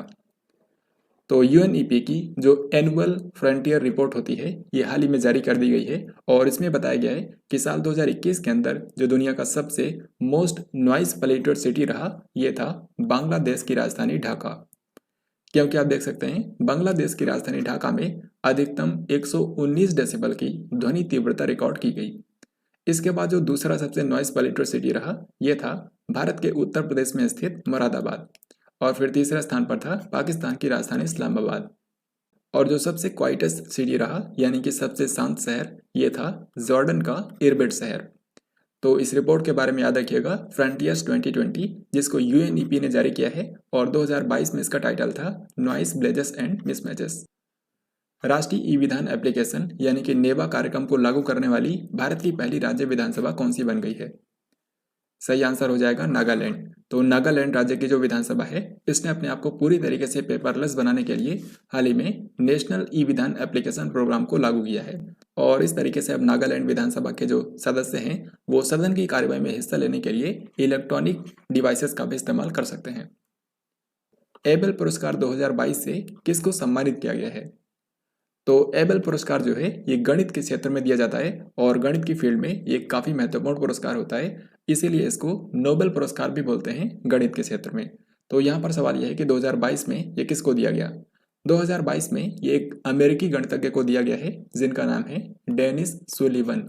सो this question is very very important. 2022 का एबेल पुरस्कार मिला है डेनिस सुलिवन को। निम्न में से किस शहर के अंदर विश्व स्वास्थ्य संगठन पारंपरिक औषधि केंद्र स्थापित किया जाएगा? ये क्वेश्चन भी काफ़ी ज़्यादा महत्वपूर्ण है क्योंकि ट्रेडिशनल मेडिसिन यानी कि पारंपरिक औषधि के लिए जो विश्व का पहला वैश्विक केंद्र बनने वाला है ये भारत में बनेगा, गुजरात के जामनगर में। सो यहाँ पर आंसर हो जाएगा ऑप्शन सी। और इसकी स्थापना के लिए हाल ही में जो भारत के आयुष मंत्रालय है उसके द्वारा और विश्व स्वास्थ्य संगठन दोनों के बीच में हाल ही में समझौते पर भी हस्ताक्षर किए गए हैं। नागरिक उड्डयन मंत्रालय ने इनमें से किस शहर के अंदर विंग्स इंडिया 2020 का आयोजन किया? तो विंग्स इंडिया जो प्रदर्शनी होती है ये एशिया का सबसे बड़ा शो होता है नागरिक उड्डयन पर और इसका आयोजन हर 2 साल में एक बार किया जाता है। तो सवाल यहाँ पर यह है कि 2022 में इसका आयोजन कहाँ पर हुआ? इस बार इसका आयोजन किया गया है हैदराबाद के अंदर। तेलंगाना की राजधानी हैदराबाद में जो बेगमपेट एयरपोर्ट है वहीं पर इसका आयोजन किया गया है और इसका उद्घाटन किया था भारत के जो नागरिक उड्डयन मंत्री हैं ज्योतिरादित्य सिंधिया उन्होंने। हैदराबाद में आयोजित इस विंग्स इंडिया 2020 के लिए थीम भी डिसाइड की गई थी जो कि यहाँ पर आप देख सकते हैं India at 75 new horizon for aviation industry. इसी से रिलेटेड यहाँ पर आपसे पूछा गया है कि किस इंटरनेशनल एयरपोर्ट ने विंग्स इंडिया 2020 के अंदर कोविड चैंपियन पुरस्कार जीता है? तो कोविड-19 महामारी का बेहतरीन तरीके से मैनेज करने के लिए हाल ही में कोचीन इंटरनेशनल एयरपोर्ट को ये सम्मान दिया गया, कोविड चैंपियन पुरस्कार। टेस्ट क्रिकेट के अंदर 8,000 रन पूरे करने वाले सबसे तेज बल्लेबाज कौन बने हैं? यानी कि टेस्ट मैचेस के इतिहास में सबसे कम पारियों में किन्होंने 8,000 रन पूरे किए हैं? तो इनका नाम है स्टीव स्मिथ और ये ऑस्ट्रेलिया के क्रिकेटर हैं। सो यहाँ पर सही आंसर हो जाएगा ऑप्शन सी यानी कि स्टीव स्मिथ। इन्होंने केवल 151 पारियों के अंदर ही ये रिकॉर्ड बनाया है, जबकि इससे पहले ये रिकॉर्ड था कुमार संगकारा के नाम, जिन्होंने 152 पारियों के अंदर ये रिकॉर्ड बनाया था। साल 2050 तक शुद्ध शून्य कार्बन उत्सर्जन का लक्ष्य निर्धारित करने वाला पहला दक्षिण एशियाई शहर कौन सा बन गया है? यानी कि इनमें से वो कौन सा शहर है जो कि साल 2050 तक नेट जीरो कार्बन एमिशन का लक्ष्य हासिल कर लेगा? तो ये शहर है मुंबई। हाल ही में महाराष्ट्र के जो मुख्यमंत्री हैं उद्धव ठाकरे, उन्होंने मुंबई क्लाइमेट एक्शन प्लान की शुरुआत की है, जिसमें लक्ष्य रखा गया है कि 2050 तक मुंबई शहर जो है ये नेट जीरो कार्बन एमिशन का लक्ष्य हासिल कर लेगा। हालांकि आपको बता दूं कि पूरे भारत का ये जो लक्ष्य है ये 2070 तक के लिए है। नीति आयोग के द्वारा वुमेन ट्रांसफॉर्मिंग इंडिया अवार्ड्स 2021 से कितनी महिलाओं को सम्मानित किया गया? तो जो भारत का नीति आयोग है इसके द्वारा वुमेन ट्रांसफॉर्मिंग इंडिया अवार्ड्स प्रदान किए जाते हैं और इस बार ये इसका 5वां संस्करण था। क्योंकि इस साल भारत की आज़ादी के 75 साल पूरे हो रहे हैं, तो उसी उपलक्ष्य में इसको ध्यान में रखते हुए यहाँ पर वुमेन ट्रांसफॉर्मिंग इंडिया अवार्ड्स के अंदर इस बार कुल 75 महिला उद्यमियों को यह पुरस्कार प्रदान किया गया है। सो इस क्वेश्चन का आंसर होगा ऑप्शन डी। अब जैसा कि आपको पता है कि 24 फरवरी को रूस ने यूक्रेन पर आक्रमण किया था और तब से लेकर के अब तक यहाँ पर युद्ध जारी है, और ऐसे में रसिया यूक्रेन युद्ध से रिलेटेड जो भी इंपॉर्टेंट क्वेश्चंस बने हैं मार्च महीने के अंदर, उन सभी को अब हम लोग यहाँ पर देखने वाले हैं। तो जो नेक्स्ट क्वेश्चन आपके सामने है उसमें पूछा गया है कि यूक्रेन पर रूसी हमले में दुनिया का सबसे बड़ा मालवाहक जहाज रूस द्वारा नष्ट कर दिया गया। आपको बताना इस विमान का नाम क्या है? तो यूक्रेन पर रूसी हमले के दौरान दुनिया का जो सबसे बड़ा ट्रांसपोर्ट एयरक्राफ्ट था, जिसका नाम था एंटोनोव AN-225, इसको रूस के द्वारा नष्ट कर दिया गया। सो यहाँ पर आंसर होगा ऑप्शन सी। आप देख सकते हैं ये जो ट्रांसपोर्ट एयरक्राफ्ट था ये 640 टन वजन को ले जा सकता था, और इस तरीके से ये हैवीएस्ट और मोस्ट कैपेबल ट्रांसपोर्ट एयरक्राफ्ट था। इसी का दूसरा नाम है मरिया, जिसका मतलब होता है ड्रीम। तो अब इसको डिस्ट्रॉय कर दिया गया है रूस के द्वारा। यूरोप के सबसे बड़े परमाणु बिजली संयंत्र का नाम क्या है जिस पर रूस ने कब्जा कर लिया है? तो दोस्तों पूरे यूरोप महाद्वीप का जो सबसे बड़ा न्यूक्लियर पावर प्लांट है वो है यूक्रेन के अंदर। तो यूक्रेन के अंदर यह है, इसका नाम है ज़पोरिज़िया परमाणु ऊर्जा संयंत्र, और हाल ही में रूस ने यूक्रेन पर आक्रमण के दौरान इस पर कब्जा कर लिया था। यहाँ पर आप इस न्यूक्लियर पावर प्लांट की पिक्चर्स देख सकते हैं। ये जो न्यूक्लियर पावर प्लांट है ये यूक्रेन के एनेरहोदर नाम की जगह पर है, और इसमें टोटल 6 यूनिट्स हैं। हर एक की क्षमता है 950 मेगावाट, और इस तरीके से इसकी टोटल कैपेसिटी है 5700 मेगावाट। हाल ही में रूस ने यूक्रेन में पहली बार अपनी नवीनतम हाइपरसोनिक मिसाइल का इस्तेमाल किया, जिसका नाम है, तो रूस ने यूक्रेन पर आक्रमण के दौरान अपनी नवीनतम हाइपरसोनिक मिसाइल का इस्तेमाल किया, जिसका नाम है किंजल हाइपरसोनिक मिसाइल। किस देश के मशहूर पत्रकार और फिल्म निर्माता ब्रेंट रेनॉल्ट की यूक्रेन के अंदर रूसी सैनिकों के द्वारा हत्या कर दी गई? तो ब्रेंट रेनॉल्ट जो हैं ये एक अमेरिकी पत्रकार और फिल्म निर्माता हैं। हाल ही में यूक्रेन के अंदर इरपिन शहर में रूसी हमले को कवर करते हुए इनकी हत्या कर दी गई रूसी सैनिकों के द्वारा। सो यहाँ पर आंसर हो जाएगा ये एक अमेरिकी पत्रकार थे। अमेरिकी भुगतान कंपनी वीजा और मास्टर कार्ड ने यूक्रेन के मुद्दे पर किस देश के अंदर अपना परिचालन निलंबित कर दिया है? तो इसका आंसर आप बहुत ही आसानी से कर सकते हैं। जो अमेरिकी पेमेंट कंपनियां हैं वीजा और मास्टर कार्ड, इन्होंने रूस के अंदर अपना परिचालन निलंबित कर दिया है। फीफा और यूएफए ने इनमें से किस देश को सभी अंतर्राष्ट्रीय फुटबॉल प्रतियोगिताओं से निलंबित कर दिया है?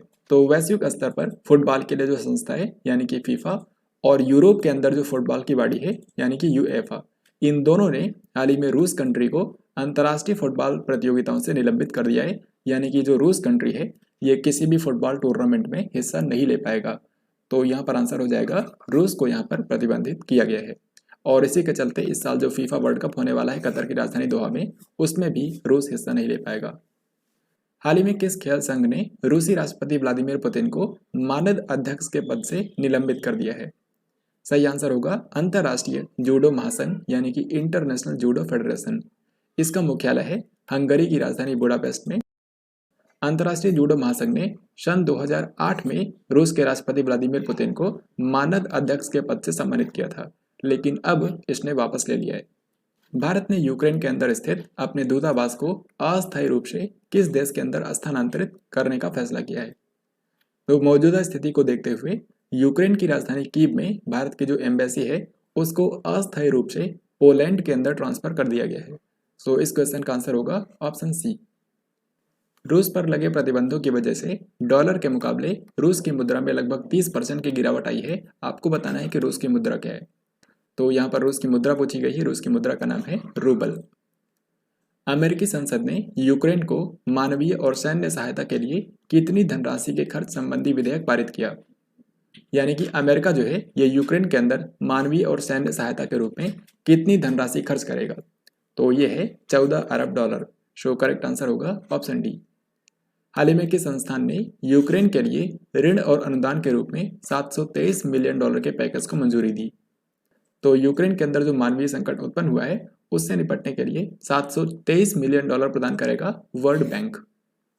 किस वित्तीय संस्थान ने यूक्रेन को आपातकालीन वित्तीय सहायता के लिए 1.4 बिलियन डॉलर की मंजूरी दी? तो जिस तरीके से वर्ल्ड बैंक ने 723 मिलियन डॉलर की मंजूरी दी है उसी तरीके से जो अंतर्राष्ट्रीय मुद्रा कोष है इसने 1.4 बिलियन डॉलर देने की मंजूरी दी है। इसके बाद अगला सवाल है, ऑपरेशन गंगा के तहत भारतीय नागरिकों को निकालने के लिए सरकार ने कितनी निजी एयरलाइनों के साथ में तालमेल किया था? तो जैसा कि आप जानते हैं कि यूक्रेन के अंदर जो भारत के नागरिक फंसे हुए थे उनको बाहर निकालने के लिए भारत सरकार ने ऑपरेशन गंगा शुरू किया था और इस ऑपरेशन के अंदर टोटल 6 एयरलाइंस का सहयोग लिया गया था, जिनके नाम यहाँ पर आप देख सकते हैं। Air India, IndiGo, Spice Jet, Air India Express, Go First और एयर एशिया इंडिया। तो इसका सही आंसर हो जाएगा ऑप्शन डी यानी कि 6 एयरलाइंस। आपको बता दूं कि टोटल 90 फ्लाइट्स रवाना हुई थी और इन 90 फ्लाइट्स के जरिए लगभग 22,500 भारतीय नागरिकों को भारत में वापस लाया गया। इस ऑपरेशन के अंदर इन 6 एयरलाइंस के अलावा भारतीय वायुसेना ने भी पार्टिसिपेट किया था।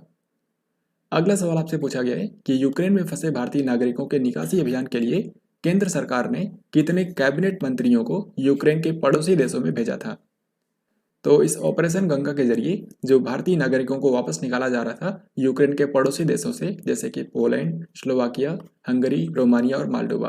तो इन कंट्रीज से भारत के नागरिकों को वापस बुलाने के लिए इन कंट्रीज में भारत के 4 केंद्रीय मंत्रियों को भेजा गया था ताकि इनकी सरकारों के साथ में आपसी समन्वय किया जा सके।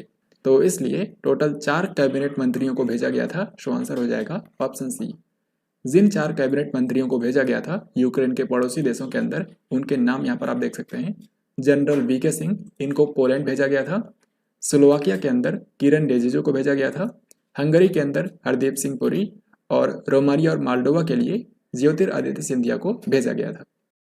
देश के तीसरे सर्वोच्च नागरिक सम्मान पद्म भूषण से अलंकृत होने वाले पहले पैरा एथलीट कौन बने हैं? सही आंसर हो जाएगा ऑप्शन सी यानी कि देवेंद्र झाझरिया। तो देवेंद्र झाझरिया जो कि भारत के एक मशहूर पैरा एथलीट हैं, इन्होंने ओलंपिक गेम्स के अंदर 2 बार गोल्ड मेडल जीते हैं और इसके चलते इनको हाल ही में पद्म भूषण से सम्मानित किया गया, जो कि देश का तीसरा सर्वोच्च नागरिक सम्मान है। इस बार के जो पद्मा अवार्ड्स हैं इनकी अनाउंसमेंट तो गणतंत्र दिवस की पूर्व संध्या पर ही हो चुकी थी, लेकिन अभी मार्च महीने के अंदर जो पुरस्कार विजेता हैं उनको सम्मानित किया गया है। तो आपके रिवीजन के लिए मैंने यहाँ पर जो इम्पोर्टेंट विनर्स हैं उन सभी के नाम लिख दिए हैं। जैसे कि पद्म विभूषण जो है ये 4 लोगों को दिया गया था, पद्म भूषण 17 लोगों को और पद्मश्री जो पुरस्कार होता है ये 107 लोगों को दिया गया था। तो उनमें से 10 जो इम्पोर्टेंट विनर्स हैं उनके नाम यहाँ पर मैंने लिखे हैं। तो फ्रेंड्स ये था आज का लास्ट क्वेश्चन। आई होप आपने इस वीडियो को ध्यान से देखा होगा। अब यहाँ पर मैं आपसे इसी वीडियो पर आधारित 3 क्वेश्चन पूछूंगा जिनके राइट आंसर आपको कमेंट बॉक्स में लिखकर बताने हैं। तो पहला सवाल यह है कि पंजाब के नए मुख्यमंत्री कौन बने हैं। दूसरा सवाल यह है कि जो वर्ल्ड हैप्पीनेस इंडेक्स होता है यानी कि विश्व प्रसन्नता सूचकांक, उसमें भारत की रैंक क्या है। और तीसरा सवाल यह है कि जो मिस वर्ल्ड प्रतियोगिता हुई थी 2021, 77वीं मिस वर्ल्ड प्रतियोगिता 2021, उसका खिताब किसने जीता है। तो इन तीनों क्वेश्चंस के राइट आंसर आपको कमेंट बॉक्स में लिखकर बताने हैं। इस तरीके से आज की इस वीडियो में हम लोगों ने पूरे मार्च महीने के करंट अफेयर्स के जितने भी इंपॉर्टेंट क्वेश्चन हो सकते थे उन सभी को हम लोगों ने यहाँ पर कवर किया है। तो अगर आपका आने वाले समय में कोई भी एग्जाम है तो इस वीडियो को 2 से 3 बार रिवाइज करके आपको जाना है। फिर मार्च महीने की करंट अफेयर्स को लेकर आप निश्चिंत हो सकते हैं और किसी भी क्वेश्चन का आंसर आप देखते ही कर पाएंगे। तो फ्रेंड्स, आई होप आपको ये वीडियो पसंद आया होगा, और अगर आपको ये वीडियो पसंद आया है तो इस वीडियो को लाइक और शेयर ज़रूर करें, और अन्य इंपॉर्टेंट वीडियोस के लिए इस चैनल को ज़रूर सब्सक्राइब करें। हम लोग जल्द ही मिलेंगे एक नई वीडियो के अंदर। तब तक के लिए जय हिंद, वंदे मातरम।